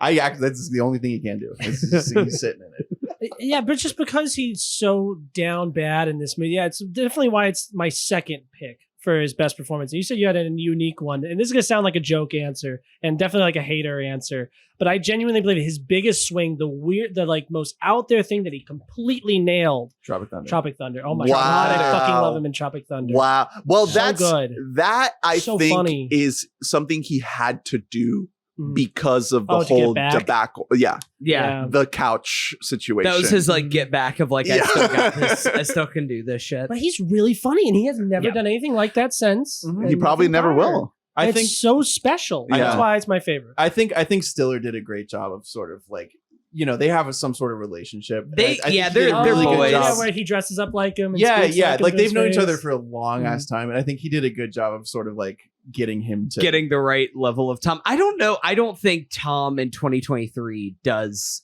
Well, Tropic Thunder doesn't get made in 2023. Right. But like, I don't even know if he makes that kind of a swing. We aren't covering this one on the pod either, but my top 5 Tom Cruise performance in anything is Collateral. Talked Oh, about yeah. it before. Vincent, great Vincent movie. Collateral. As Vincent Collateral. We are he's gonna so have to cool. cover that movie in some way. Is his We With last got a fucking Ferrari. Michael Mann movie coming. Ferrari's let's coming. Go. Is his last name Collateral in that movie? No, so Okay. that is Oh, no God. that is That's a Michael Mann it's thing. yeah, it's a movie factoid that his name is supposed to, in like an original script, his name's Vincent Collateral. Which, Wow. how cool is that? That's the coolest name I've ever heard. I'm gonna name my child Vincent Collateral. Are you kidding me? Well, that one's also cool because he's playing like a villain. You know, Yeah. like so That's- often he's the leading. He never guy. wants to play. That's why I love Collateral so much, is because so much of any movie that he's in, He's sliming. even if he's like a douchebag, he has to like learn something and be kind of a hero in the end. In that movie, he's just the villain. I of love the that movie. It's so like that. Half It's of that so movie cool. looks like it's shot on a camcorder. It rocks. It's so the most cool. digital ass movie. One more that I do want to throw out there is War of the Worlds, because M. Night's my favorite director. But what M. Night was trying to do with Mark Wahlberg in The Happening, that's what Spielberg Successfully accomplished did it with. yes, with because he's like so like insecure and he's having to deal with his kids, Yeah. and it's He's just trying to such be a good heartbreaking dad. little thing. Yeah, You know Yeah. who? not a great movie, but still I a don't great remember performance. great in it, really. yeah. I really need to rewatch War of the Worlds. I haven't seen that movie since I was like a That's teenager. good.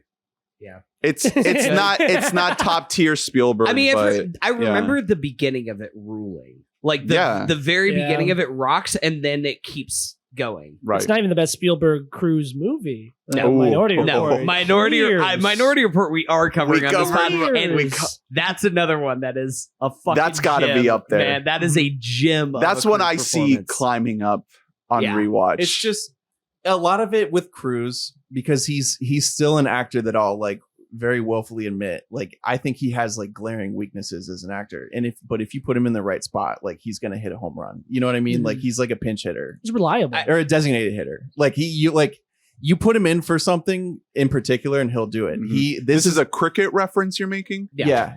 Mhm. He's not. Yeah. He's like he has It's to be. Australian rugby. Okay. Actually. He just has to be a man on a fucking mission. This is perfect for him. And like, you know, the point in the movie where you say you start feeling like a bit of a lull, that's when his mission is experiencing a bit of a lull. Right. Like that's when He feels lost. yeah, and you Yeah. can feel it in how he's acting. And I think he actually does a good job. I like the arc you experience there is like by the time he's hanging out with Keira Sedgwick at Kent State, he's not as pro-war as he was one scene ago. Yeah. He's already moved a little bit.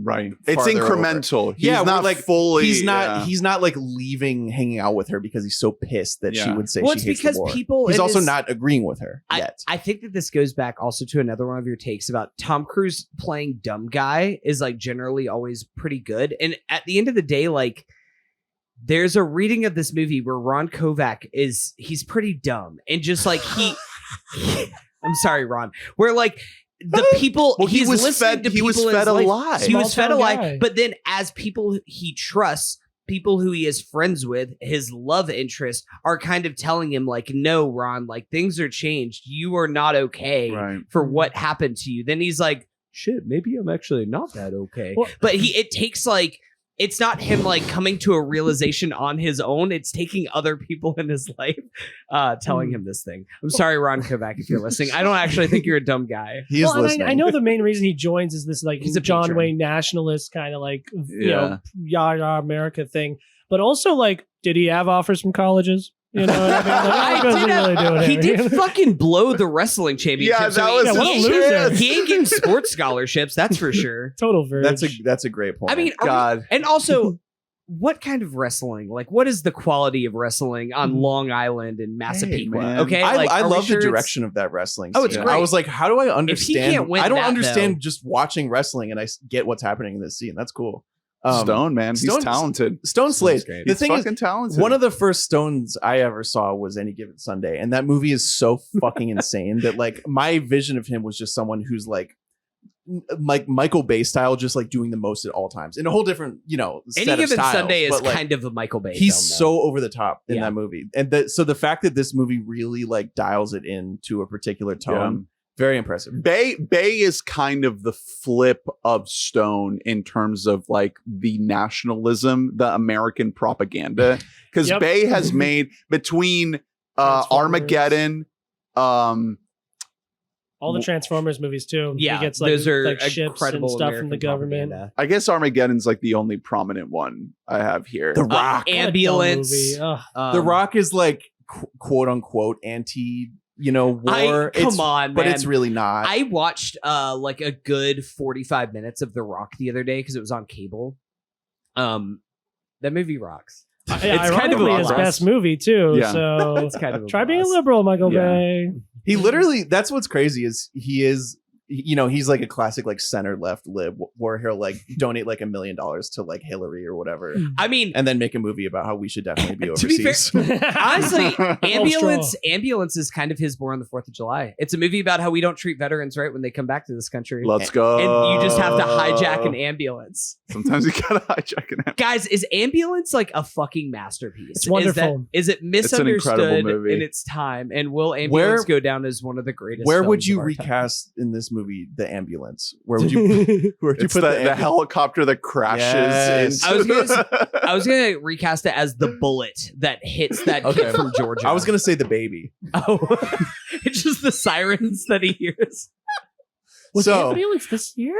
No, it was last year. Oh, I Yeah. voted for it then. Yeah, at CACF, I voted supporting actor for Jake Jake Gyllenhaal. Let's go. He's Baby, let's unhinged. go. I was gonna go also- lead, but I had him on my ballot. I for wasn't best sure if he supporting. was gonna run lead or Maybe that's why supporting. he split the vote too much. Yeah. Well, yeah. Speaking of We did meandering- give it some wabammies though here. Yeah. It did clean up. Yeah, it won The almost drone every award it was shots, nominated best for. drone shots. It has an award named after it now. Yeah. The Wabammies. The, It's the Barack Obama achievement in drone technology. We had to. Like, he got a new toy and he really wanted you to know. You know. Which, by the way, speaking of a new Categories. toy, this is the first movie that Oliver Stone shot with an anamorphic lens. Well, I mean, we brought him up before, but Richardson. Yeah. I mean, I love a ton of movies that this guy has shot. I don't know if I'd put this near the top, but he absolutely kills it. This movie So- looks beautiful. I'm pulling up his full filmography. I know he's done he's everything done- from yeah. Inglourious Bastards, Kill Bill. Did he do Once Upon a Time in Hollywood? Django, Once Upon a Time. He did like Yep. all the 2000 Scorsese Venom, movies. Let There Be Carnage. Oh my Okay. God. Okay. One of these Um, things is not like the other. He shot Air. Wow. Oh wow! Look at that. Still working. There's Um, fine. It's a good parents. The movie. Aviator. It's a really TNT. good. It's a really good TNT movie. Take That's a on nap, TNT. you Yeah. Categories. Before Shall we we get get to to the them? categories, real quick. Oh, Hugo. That's a beautiful movie. He did shoot Hugo. We got to talk real quick about Mexico. This veteran town. It's like a town of U.S. vets that are all in wheelchairs in Mexico. Is that They like what are this town is? horny. And they are so horny, and none of them can It's do pretty anything epic. with it. Willem Dafoe, his introduction to this movie is fucking incredible. Oh, he's talking about eating pussy and stuff. Yeah, no, he's just like, you know what they say, buddy? If you ain't got it in the hips, you better have it in the lips. So He didn't know good. they were rolling. he looks right at the camera and goes, and then he right after that, another one of my favorite lines is like, you know, you're real drunk on this mezcal shit when you swallow the worm and don't even know it, and just The sucks close up up a of fucking the worm. worm. That rocks. Best worm since Dune. He's so good. The brothel scene is like, it starts. That's the funny thing about this movie is that there's some scenes where like it almost feels funny until it's totally not, and it's really sad. Yeah. And like it's the way that he like films it. Like the brothel scene, there's like moments in there where it feels like, haha, you're supposed to like kind of laugh at it a little bit, and then it just gets.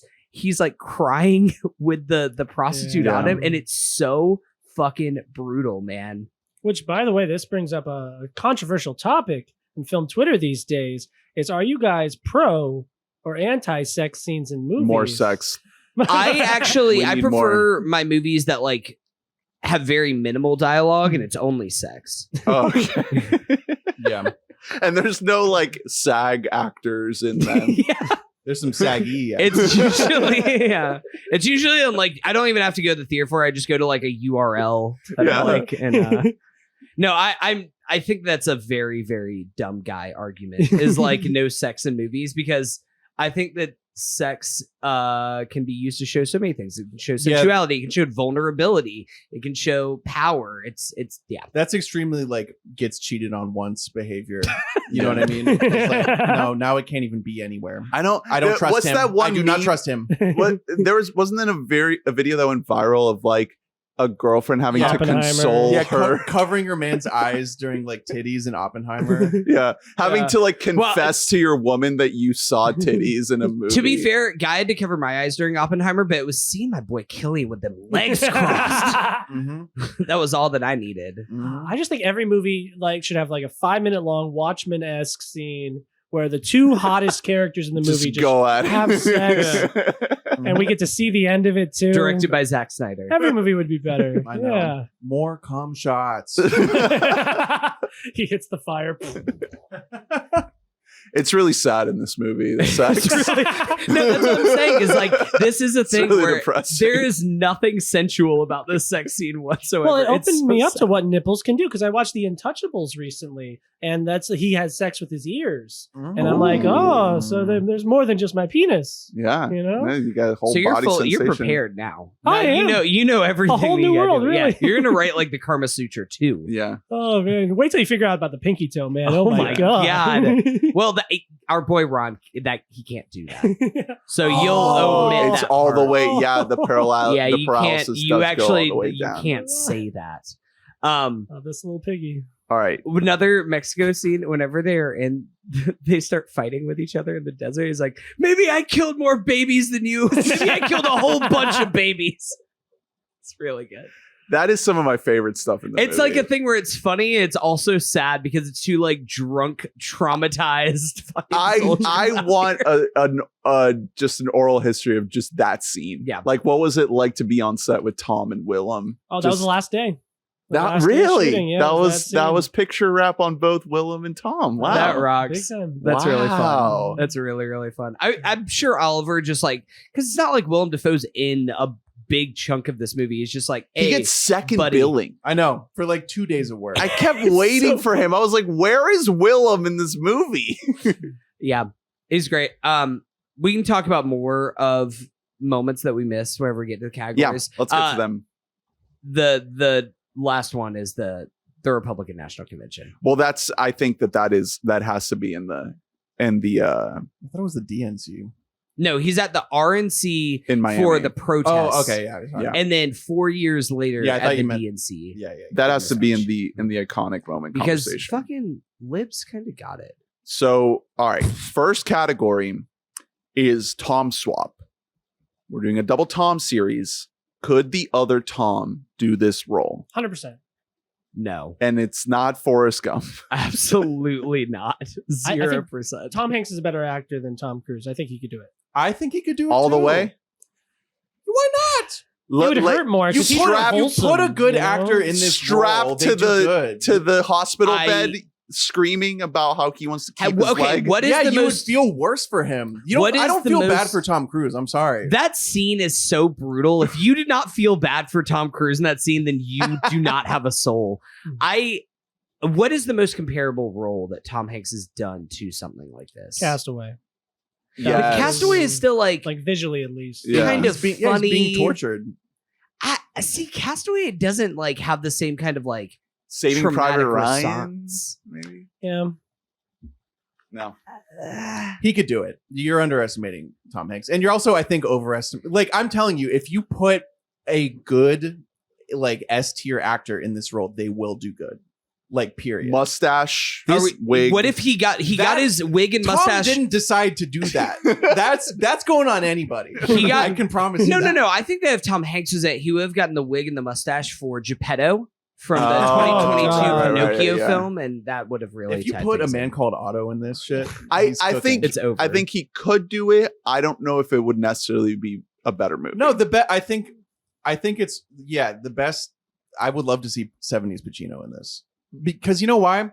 He and probably the reason he was originally considered is because Serpico, where Mhm. he's playing a good man who's having Right, his right. morals test and his faith in these institutions Cookie cop. tested. Yeah. Right.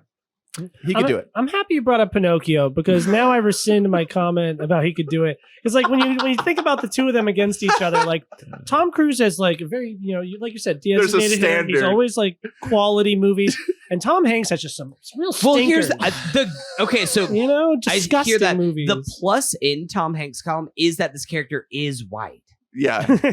He's white. so that is a plus. All right. Next category is favorite. When he does friendly fire and then sees he's white. It's like, oh my god, he's that's an white. Elvis reference. I'm the guy. And then he goes, You're the Elvis guy. he goes, Wilson. Going right on Oh my god, the guy's name was Wilson. It was from all right, Georgia, wow, yeah. look at that. Wow. That's amazing. But now we have to do an edit of Tom Hanks screaming Wilson, and it's just friendly fire. Mhm. I was gonna save that for if we did like a recap episode for a category is like saddest Wilson exit. Castaway versus this movie. That's really good. I blew it right now. It's over. It's over. Favorite scene. Favorite scene. Yeah, I There's said a lot of earlier, good mine's nominees. when he's trying to confess to the general, and the general's like, "No, fuck you. Go out there, do your job." I love that scene. That's a great. I think my favorite scene in the movie. I love the Willem stuff towards the end. I could not get enough of that.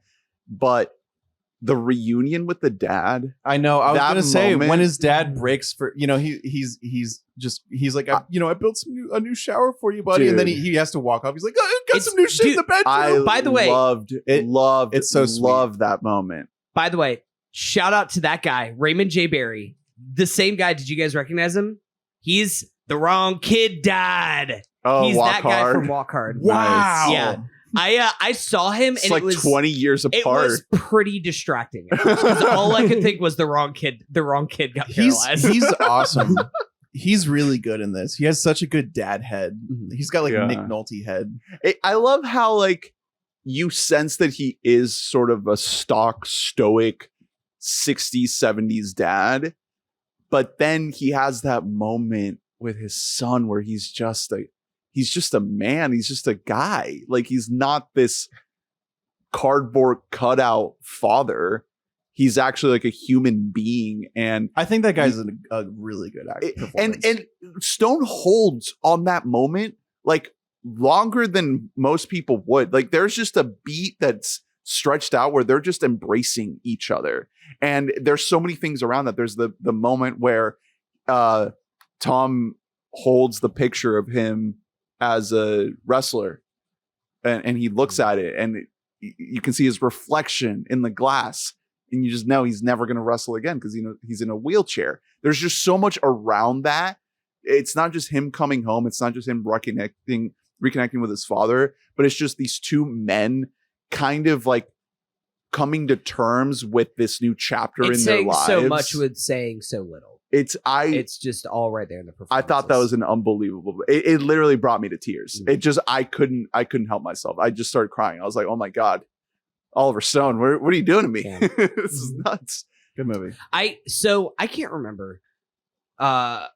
Do we split out best scene and best Tom moment as two different things? Because I have a different answer, I think, for each Well, of those let's moments. move to most iconic moment. Yeah. Because I think this has to be a Tom moment. Well, so that's kind of the thing is I think when you're talking about best scenes, there's so many incredible nominees. I think the initial prom scene, wherever it starts, you have the awkward kid like swaying with each other, and then you go to Tom just like at his house and everything else, running through the rain while Moon River's playing.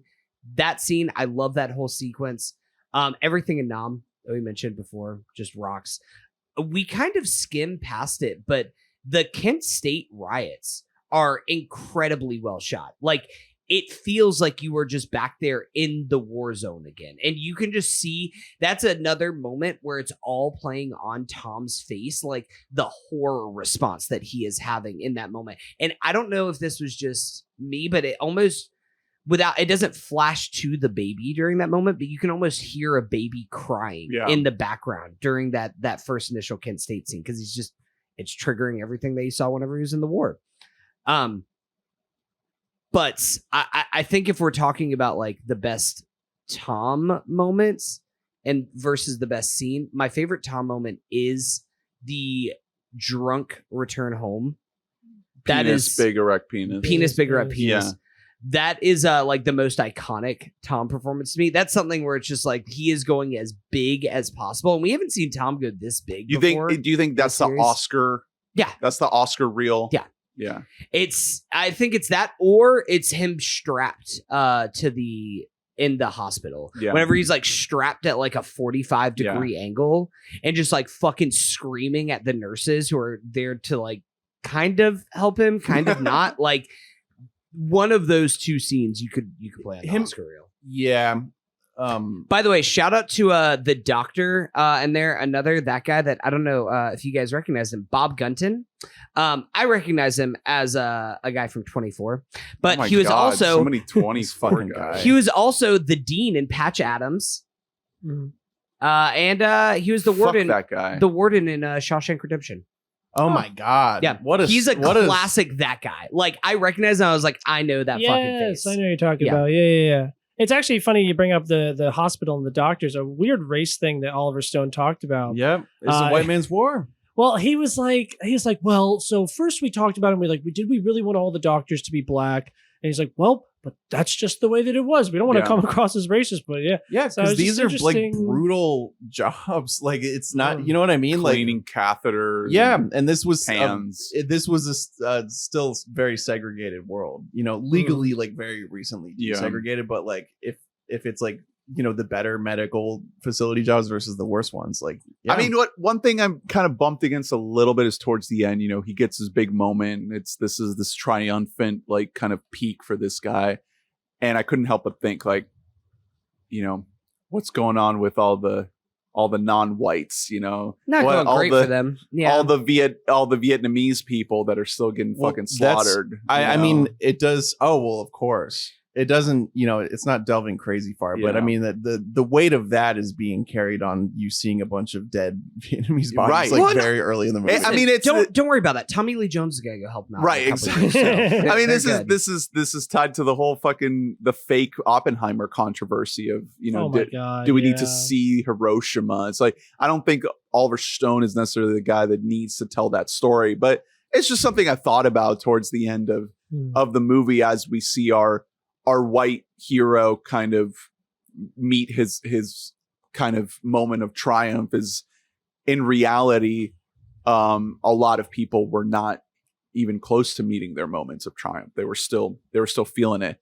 But yeah, I think so. Iconic moment. I think I need to go with this section of the movie towards the end. I think the protests, and everything. The letterbox header for this movie is him being interviewed with the crazy hair. I mean, that's the moment that made Ron Kovic a real person. It was the interviews that happened, like them kind of coming to him whenever they stormed. And he's like 100 yards from Nixon as he's giving his big convention speech, and he's just right there in the same room causing a ruckus. I think that's probably gonna stick with me the most with this movie. I'll be curious to see if this is a movie I rewatch and kind of what moments stick with me the most, but I feel like that was such a memorable way to end the movie and to encapsulate all the themes in the movie. I think back to a moment we brought up earlier where he's in the convertible in his fancy Marine uniform waving. He's a prop.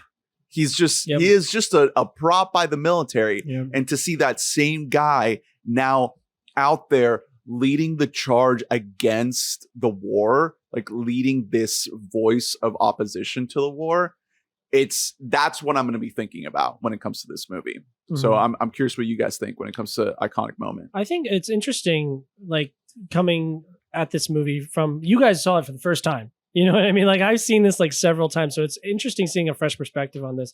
My most iconic scene, I feel like it's probably a pretty boring one. We talked about it earlier. It's when he's giving the speech and he realizes that he's lying. He's like, oh yeah, we got a bunch of good boys up there and the morale's high. And it's like, you just see him like not believe what he's saying. You know? Yeah. It's really great. The way that scene is shot is so well done. Of just like all the like the faces there, like staring and like still like smiling and Oh, showing support, and then yeah. you can just kind of feel like the faces like droop a little bit as like, what do we do? And like the look of terror that's on his Yeah. family's Yeah. faces. Speaking of head a lot of shaking. incredible shots of extras in this movie. That's a like lot of them shaking their really, head. there's a really guy in the middle crowd that has fingers. like the goofiest dumb guy smile when he's watching him at first, and then like while he's having his like flashback, the guy's face is like, Oh, there's someone dressed like a clown too. Oh my Yeah. god, yeah, So- two just really a good ton of clowns good- in the yeah. beginning, and then in that a ton of scene. a ton of really really great shots to extras, which is like, again, not something that you'd think there would be a lot of time for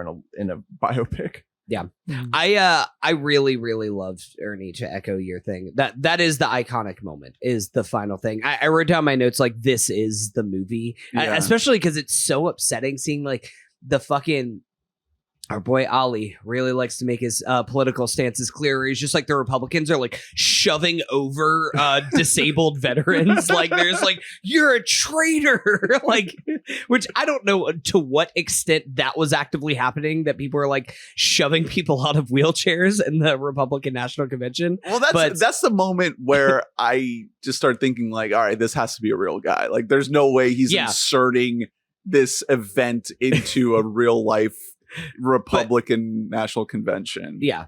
But it's so cool. And then like he gets knocked off of the wheelchair and it gets really scary. And the Yeah. guy like comes in, picks him back up, like flashback to earlier. And then he leads like, the charge he leads back. the fucking charge back in there. He's So like, we're good. going back in, is just going back into battle. It's the first time where it's like in a war zone type scene, and he's like recaptured that like sergeant level of like, I'm going to like, yeah, we're gonna lead the from the troops back in wheelchair there. this time. Yeah, It's great. it's really beautiful. Well, so in the IMDb quotes page, they have the full quote of what he's saying to the camera of, why do they want to hide us? Why don't they let the veterans of the war speak tonight? Because they don't want to know. They don't want to see us. Yeah. They want to hide us because they've lied and cheated us for so long. But we're not going to run away and hide anymore. We're going to win because we love this country. We love this country more than they could ever know. We fought for it. We gave our bodies because we loved it and believed everything it stood for. And tonight, we're ashamed of it. And we've come from all these little towns, thousands of us, to get this country back, to make it whole again. Truth, honesty, and integrity. This is the lost American dream here tonight. We're going to take it back. And then it keeps going from there. There's like a whole other section. The most iconic like line, I would say, is like, I can't find the words to express, and the leadership of this government sickens me. People say that if you don't love America, then get the hell out. Well, I love America. We love the people of America very much. But when it comes to the government, it stops right there. The government are a bunch of corrupt thieves. They are rapists and robbers. And we're here to say that we don't have to take it anymore. We're here to say that we're here to tell the truth. They're killing our brothers in Vietnam. We want them to hear the truth tonight. Like there are just so many more paragraphs of this scene. Like he is going off. They just let him cook. It's nuts. And I don't know if that's all verbatim of what Kovic actually said. I feel like that's probably a lot of Stone inserted himself into that. It feels. If I had to guess, I would say that our boy Stone probably like fine-tuned a little bit there. He's just like, we're just gonna like do a little bit of editing, add a little more fluff in there to make it sound more triumphant. We'll do a little bit of that. There is an alternate version of this though, where it's written by Sorkin, and there's like 27 of those Right. throughout the It's course just the of this whole movie. And it's Yeah. way more centrist. Actually, like And it's like, actually, at the end of the day, we got down and we shook hands. We with need the to reach Vietnamese across the people. aisle. yeah. The Russians, they have a point, you know. We need to understand it. All right, next category is, fellas, what would you do? Who are we? We're Ronnie. Are we Ronnie? What age? Like when? At which point? Are we? You ship out. So here's the thing. The moment that somebody gives me a Yankees cap, I'm killing myself. That's it. I'm done for. I'm genuinely like, anytime starting with like the in Vietnam, like I'm killing myself. Like that's Fellas, not a joke. how early you killing yourself? I am not. I will not persist through any of that. I'm not going to spend more than a day in that hospital. I'm fucking out. Yeah, the sequence of him like crawling around on his like hand, what are those called? The crutches. Yeah, the crutches. I'm like, damn, this is so unnecessary. You know, there was a point in this movie where I was like, is this gonna be like the whole, like, is he gonna have some kind of get some sort of feeling back in his thing? Because you know, you hear about those like miracle stories about people who retrain maybe them. he's starting to, and then he just And then listen, this is Snap. you just over pursue and he pulled a Tom. snap couldn't- that he fucking couldn't Tom leg. it up. Yeah. If I was shipped out and I was in a war zone, I would just lay down on the ground Have and they ever wait tried for it that? to be over. Have soldiers ever tried just like laying down? Yeah. you in Vietnam, my brother. No, you're done. They got tunnels. They got crocodiles. You're What so if you like screwed. covered yourself in blood? So then it's like I'm probably dead. You probably just Yeah. like don't even want to shoot me. 'Cause I I'm am so dead right now. I am saving not bullets. enlisting at any point in history. I simply won't do it. There was a point So in you'll time where I work- wanted to be in the Air Force, and I realized that it was just because I liked planes. You'll I work just at the wanted to fly a you'll just plane. work at the grocery store. I will A&P, baby. honestly. Why That's not? Just chilling I'll go to fucking college. I just hope he didn't get stock options. for the grocery store. Yeah, because it Oh. didn't work out so great. Right. Post like 1995. What would you do, Adam? I feel like I'd be pretty okay. You know what I mean? Like In the war? no, well, if I was Ronnie, all that happened to just you. in general, yeah, I'd kill a bunch of people. No, I could still watch my movies. You know, my legs. You know, no one's Okay. gonna ask me to move again. That's true. I could Oh, never come yeah. again though. So like, That's a bummer. argh. Yeah. That's true though. If you were way more okay with just sort of not doing anything, things could could be just really sit there. easy for you. Just shit yourself Yeah. every day. Mom and dad are trying to help you I don't out. even like to wipe. Who Are does? they? I don't wanna. Are mean, they? I Are do they it. I trying miss to being a help? baby. This movie would have been Goo fine. goo. This movie would have been different if he would just been fine with just sitting around doing nothing. And if his mom let him crush beers, you know that's Honestly, crucial. Like this is a PSA to moms everywhere. Let your fucking deadbeat kids crush some fucking beers. Otherwise, they'll become a liberal. yeah. It's fine. I look back at my old Letterboxd review, my first one for this movie, and it was just I too hate the government. Yeah. So like I feel like I had his arc just right from the beginning. That's the thing is we're so there. Like we're like his little brother. There's nothing more American than hating the All right. government. Right. Fellas, you are Richard Nixon during the 1972 RNC. Some disabled veterans just busted through here, and they're staging an insurrection during your RNC. I event. simply step aside and let them take the stage. Oh, noble. Oh wow, Because I'm a good president. That's very un-Richard Nixon of you. You're JFK in Dallas. I'm not riding in the fucking drop top. You've been Put me in the Pope Mobile. you've been coerced into helping the mob. You are. They're turning on you. Fellas, you are J. Edgar Hoover. Tell us, you're Lee Harvey Oswald. Are you acting alone or not? I would just go up some stairs and just be like, checkmate. Yeah. Are What are you you? gonna do? Yeah. You've been framed for a crime you did not. Do you have a homie on the grassy knoll or not? You one time talked to some communists, and now all of a sudden, All right, fellas, there's a bomb in Centennial Park. You have 30 minutes. WYD. all right. Next category is the Run P category, sponsored by Run P. What's the Well, scene where it's you go Run to P. pee? It's a roll pee.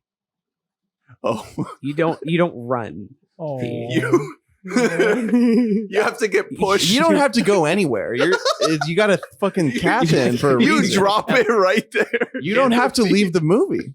Is this a Ron Kovac film? There's no pee breaks. See, this situation's getting better for me as we go along. No pee breaks. Ron P is not a thing. Ron P Actually, can pee you're whenever. pretty pro, actually. You like watch this movie and you're like, damn, Ron really had it all, didn't he? You do. You It's a do, rags to riches story. You can get anything from the grocery This store is- for free. This is your Slumdog Millionaire, really. You do have to pick a sort of loud scene in case, like, I don't. How does the? Do you have tubes coming out of both holes? Are I you don't know. asking how catheters work? Is it loud? The catheter? I bet it's quiet because you have to do it in public too. You don't want everyone knowing. I don't know. Is there a tube on both ends? I'm going pee. I don't. I don't know. It's all pretty essential because Man, we're covering. there's It's a gonna be, long like, movie, but we're covering One a lot person is gonna listen to this and be like, "You fucking idiots have no idea how a catheter works." You. So I think that it's just the one tube, and then like, You can't mix tubes. Why would there be There's two? no way. yeah. Because Do you one do you is the think- pee tube and the other Are is the you poop are you tube. picturing like a fucking vacuum that just like goes up against your anus? Like, what are you He picturing? did yank here? out quite a wad of tubes when he yanked him out. But Is that's your just, dick always the in a netting. tube? Am I like constantly in the tube? Yes, Yeah, your the dick is, but the butthole I think is just the open butthole. I think Well, that's I more also just think- like full like diapers. I think for butthole. Especially Especially back then, they like he didn't have a dick anymore. Like basically. no. Well, he says, "Look at my dead dick. Look at my dead penis." There you have it. Well, So he did have it. we there. should have gotten a He close was up. bluffing. okay? First sponsored segment of the Glad to have you, Tom Ron Cruise P. actually gave himself a dead penis for this movie. His dick never worked. Yeah, again he after actually this. never was able My- to satisfy a woman. If we are gonna It was pick, because of this. Why That's the Nicole only left. reason. if we are gonna pick a scene where it is okay to go to the bathroom to miss in the theater, my scene is like too early in the movie where I might have to pick another scene. This is a 2.5 hour movie. I know, Yeah, but you're Because right. the scene though. that I was gonna pick is like the scene, literally the scene where he's sitting with his friend, Aw, smoking the cigarettes and drinking the beers. just reminiscent about. I think Reminiscing. that's- As soon as that happens, I'm like, I'm going to the bathroom. Yeah, But that's early enough in the movie No, that that's like at like that's at The the hour halfway? mark. Yeah, that's at least an hour. that in. might be exactly the halfway point. Yeah. of the movie. that's when we pee. All right. This segment That's a bummer brought too. to you by Run P. I really like that scene, did but it. Give your snake a break with Run P.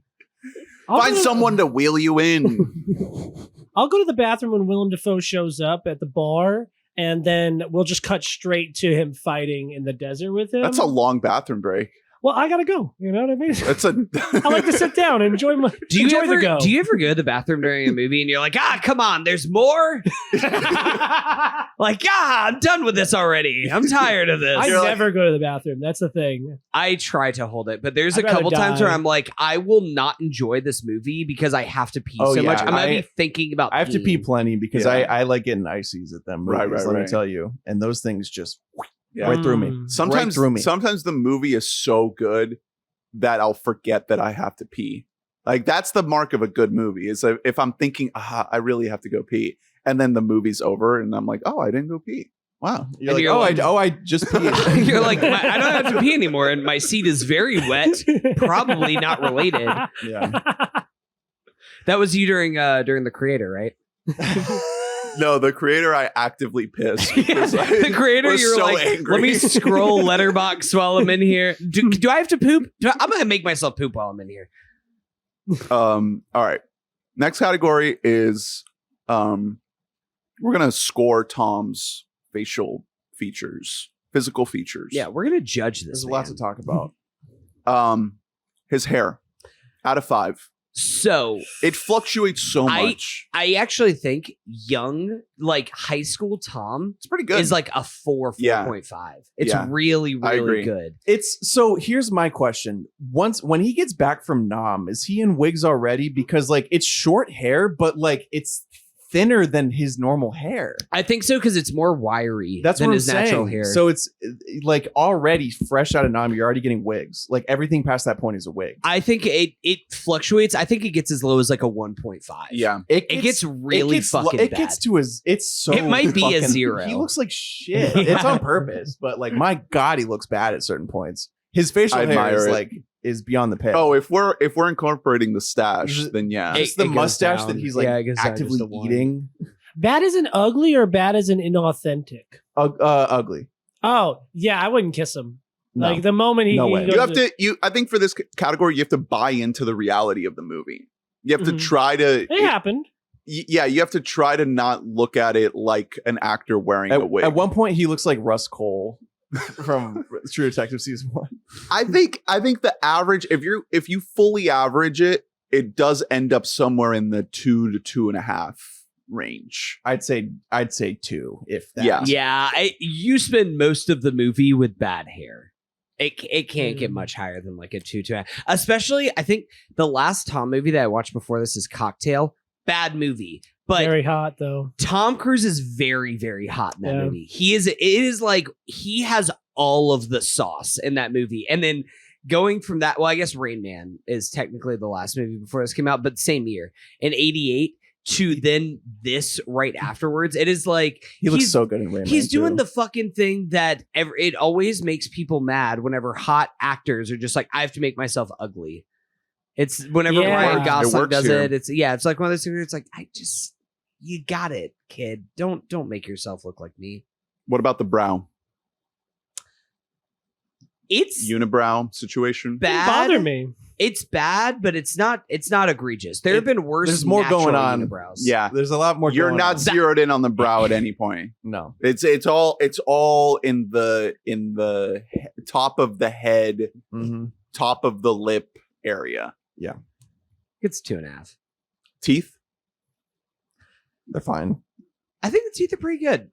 I'm so interested in this. What inspired this? Where does this it come started from? because he's undergone so many arcs. Hair is one thing. He's had a lot of different hairstyles, but he's always had like a good head of hair. Uh-huh. He's had various variations of like veneers over his career, like for just fully fake teeth. Where they sit in his mouth. Yeah, like 'Cause it drastically the center changes tooth over the years. is a And then thing. also, uni. He starts his career with like a big old uni sitting Mhm. up there. I caught like 10 minutes of Days of Thunder on TNT the other day.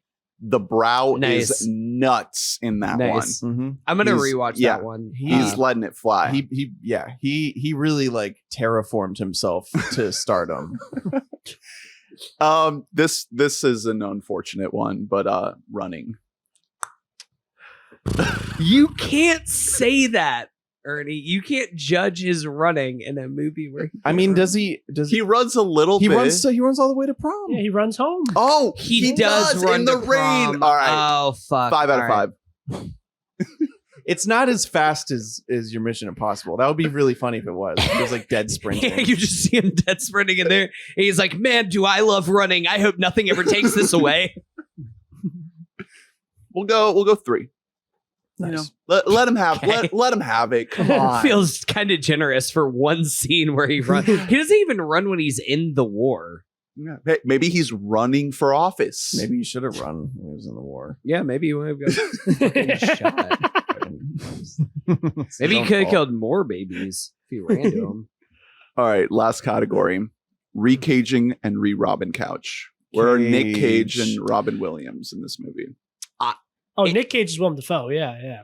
Interesting. That's so good. I don't want to lose Right? Willem. See, that's the thing is that if you're putting Nick Cage in that role, we do have I to don't lose know if we Willem. gain much I- from losing Willem. I want Nick Cage. It's only in one scene. I want him to play the little soldier boy from Georgia. It's 80s Cage, but I want him to just be like, man, Mr. man, I really hope nothing bad happens to me out there during this war. I think Cage should be the friend, Hmm. the vet friend. I honestly didn't care for that guy. Oh, the burger joint. I liked him. No, not the burger. The No, veteran. Stewie, Oh. you're talking about I think veteran his name is that- Oh, Timmy. that he's shooting the shit with. Yeah. Yeah. That's Cage He for looks me. a lot like the burger joint guy. That to me, I'm sorry, this guy, like, I'm sure you're a great guy. That performance to me kind of took me out of the movie. Like, that guy did not read to me as like a person who has experienced the same situation that Tom Cruise's character has. I Well, you can kinda- see the metal plate, like the line. I the metal liked plating. him. I don't know. thought he was okay. I think he sort of read as like your standard veteran because not all veterans are willing to fully like reckon with their shit the way that Ron does. Sure. You know, most veterans are just like, yeah, you know, I'm back now and I just sort of like drink. Oh, this guy, and, like, do drugs. Frank Whaley. Advisor. He's in some stuff. He was in Broken Arrow, you know, the John Travolta film, Pulp Fiction as a guy named Brett. Wow. I don't know. That's my favorite Yeah. character. He was in the Doors movie. Oh. So Stone obviously saw something in this. Robin's a little more tough. The dad. Okay, that's That'd be great. that's a good probably one. the closest. That'd be great. Yeah, I honestly can't think of anything better. I don't know. Well, how old are Robin? Whenever you decide. Aw. You decide. What? Okay, here. What about? What if Robin is one of the wheelchair guys at the end at the convention? Yeah. You know, What we're a is bunch he? of What is he giving during that? Like, why do you have Robin there at that point? okay, Because no, you don't just put Robin in there just to like be there and be like, oh, I'm a veteran. Oh. Like, what if can we have Robin Williams like in the infirmary like to lift up spirits?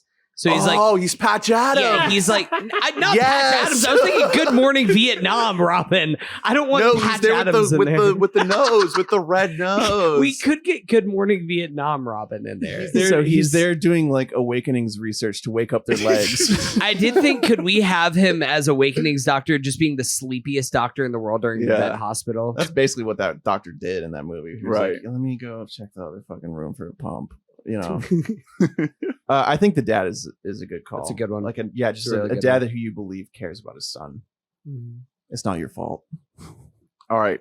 Any last thoughts on Born on the 4th of July? Oh, I got a good one. Yeah. I've wanted to ask you guys this question. So, what is your take on the title? What does the title Love mean it. to you? One of the best titles. Like, but what does it mean to you? You know what I mean? The context of the story and the movie and whatnot. It's it's a great misdirect, you know, and I'm sure it works in a different way for the memoir because people don't buy books without really knowing what they're getting into. Yeah. Like you could read the jacket and be like, oh, that's interesting. It's about like a guy who was patriotic and yada yada. But for the movie, it works as a misdirection. You know, you're like Born on the 4th of July. He's gonna be. I gotta watch yeah, this shit. He's gonna be a fucking Semper patriot, Fi, man. baby. Yeah. So I like it for that reason. And also every time it's the 4th of July, they're like, hey, it's your birthday. Hey, it's your birthday. Another year has passed. I like just the mouthfeel of it. Born on the 4th of July. It just rolls off nice. It's not, you're not kind of stumbling over your words. I love a good title that just kind of it rolls Nowadays off they would call nicely. it like they would just call it Kovic, Ugh. like Snowden. Ugh. Bummer. Born on, what do you think about it? Because to me, what it means is like, well, first of all, he was born on the 4th of July. He is a all-American. I keep saying that, Yeah. right? All-American good boy. He was born into this like speak of like, oh, you got nationalism. Like you got to fight for your country and your country's right. Your country's good and they're doing a good thing. And it's about him like rejecting that, almost like the nature versus nurture. Yeah, thing. undoing like, it. Nature was like, oh, Yeah. you got to be America. You got to be pro-America. And him adopting his own beliefs. But the other thing that really interests me, so I'm a little Catholic boy. I grew up Catholic. So all the little religious stuff in here, I was like, yep. So With born in the the catheter and the not that kind. You licked a cat? Oh. So like Catholic? Yeah, you went to catheter school, right, Ernie? but born on the 4th of July, being born on a holiday, having a holiday that's out of you being born makes me think about Christmas. It makes me think about Jesus Christ. wow, And yeah. especially with the religious upbringing. And I don't know where that leads. That's just what I've been thinking No, about. Is he like the Jesus of America? Is he the son of rage and love? The Jesus of Shut up. suburbia? Well, God sent out his son to die for our sins. Right. And, And as if be our country reborn. at that point in time was, selling us an idea and making us pay for it. And so we are the sons. We're going out to war and we're dying for the sins of our country. So that's kind of, I guess I Wow. kind of found it here. That's my thought. Oh my god. I like that. That's This is a masterpiece? Can we get Oliver I've Stone seen on it the a Do you couple guys think times, that we, okay, guys? as a trio, we could do better? Like, we could actually analyze I think- Hey, movies in hey, that Ollie, way. first time. That was the Ollie, first time. Ollie, I have some notes. Maybe we can Come make on. more Yeah. catheter jokes. I was focused on the big penis speech. Run pee. I didn't get the religious stuff. Oh man! Well, he No, doesn't that's talk great. about the religious stuff though. But I don't know what else could the title be talking. I'm sure in the book, it's based off a book. Yeah, it's just Yeah. it's a great starting point for the character because it tells you exactly where he starts. He starts as America Yeah. personified, Well, and then it And then it goes on becomes a different kind of great- America. yeah. Because it's still the whole idea of actually actively speaking out against what your country is and saying like, no, I disagree with this and I want to protest it is a very American idea. It's going the right to protest your yes. country is American, But it's just a different side of what we think of gung-ho patriotism. Yeah, but to tie it to the one of the scenes we shouted out of the confession, right? I think that was your pick, right? Yeah. That makes good sense too. Yeah. Well, no, am I conflating? Are you talking about the moment where he actually confesses to the family? Well, both, because he wants to alleviate himself of the sins, two scenes. So he finally was able to do. He finally got that release at the end of the movie. The family. You're kind Teeing of up to that too. You have the moment before where the mom finds the porno mag and she's like, "You have to go to confession." Right. Like immediately, sinner. just finds it and immediately you gotta go to confession and talk about it. And the dad's just like, so the one of the things that happens in that scene is they talk about how this is a family in Georgia that has fought in every war, right? So they embody that idea that has been seeded in every American of like you this is something that we deal with today with the state of modern like conservatism and nationalism and like just this pride in what America means. This idea of America is that you have to give yourself, your identity to this notion of war and patriotism. And these people, this family, they almost, they're sad that they lost their kid, but they almost don't really budge too much at the notion of their kid being wrongfully killed because he fought in the war. That's really all they care about, that they carried forward that tradition, that they passed on that idea to that next generation of giving your life over to that American ideal. So to tie it to your kind of religious thing is these people, there's not much separating that from going to church. Like it's essentially the same thing where it doesn't really matter like why you go to church or what you do outside of church or any of the reasons. It's like, as long as you go to church, This is a tradition. as long as you go to war, you're carrying forward the idea. I like the word identity that you use because your birthday is part of your identity. You know, people who are into horoscopes and stuff. Oh, I could tell a lot about you just from when you were born and your star chart. And this movie is about the identity of America because we went through World War II and we're heroes. My dad was a hero. He fought in World War II. And now it's like, okay, well, I went and fought in this war. I'm a hero too, right? Oh, wait, we shouldn't have been fighting in this war. Yeah. So who are we? Like America. It's about... That's a good point. Well, when was America born? The 4th of July. Yeah? Yeah. Born on the 4th of July? Whoa. Yeah. Movies. One other thing, just while you brought it up about that last scene, the confession scene where he actually talks to Georgia family. As movie moment as this movie does get with the end of this movie with the Republican National Convention and then him getting to give that big speech that his mama dreamed about, the DNC, I do like that he doesn't get the catharsis exactly that he was looking for in that scene. That they're just like, I won't ever be able to forgive you, but maybe God will. Like that's a really good point because it's something that I'm sure that in his head he had this whole catharsis build up at the family. They'd be like, "Oh, we forgive you," or even they'd be like, "We hate you and we're going to kill you." But they're just like, to let it out. Yeah, they're just like, they are like, we don't need to hear this. Yeah. And he's like, "But I have to tell you," and then they're like, "We're not going to forgive you." But I have to purge my guilt. All right. Well, I think that's a good place to wrap it up. Thank you all for listening. Please rate, review, subscribe, like, and comment. Let us know your thoughts on Born on the 4th of July. Any more Oliver Stone thoughts? Leave them down below. Check out weboughtamic.net to get every episode in your inbox. Download Run P. Download Run P. Yes. Thank you, Run P, for sponsoring this episode. Thank you, patrons, for sponsoring this episode. Patreon.com/weboughtamic. Join the Discord. Donate. Thank you for supporting the show. Next week, back to Hanks with Joe versus the volcano. Nice. We start about as opposite tonally as we can possibly get for the 4th of July. It's going to be like this. Yeah. We're going to be some whiplash here. Flipping back and forth. We start the Meg Ryan run. Yeah. It begins with Joe versus the volcano. We got a great guest lined up for that one as well, so stick around. Adam, thank you very, very much for joining us. We had a great time. Please let the people know what you got going on. Oh, perfect. First of all, I just want to say thank you guys so much for having me on. I love talking about movies. I literally did it all day today. I recorded an episode of my podcast that I do with my buddy Steve. It's called Ass, Adam Steve Show. We're very creative.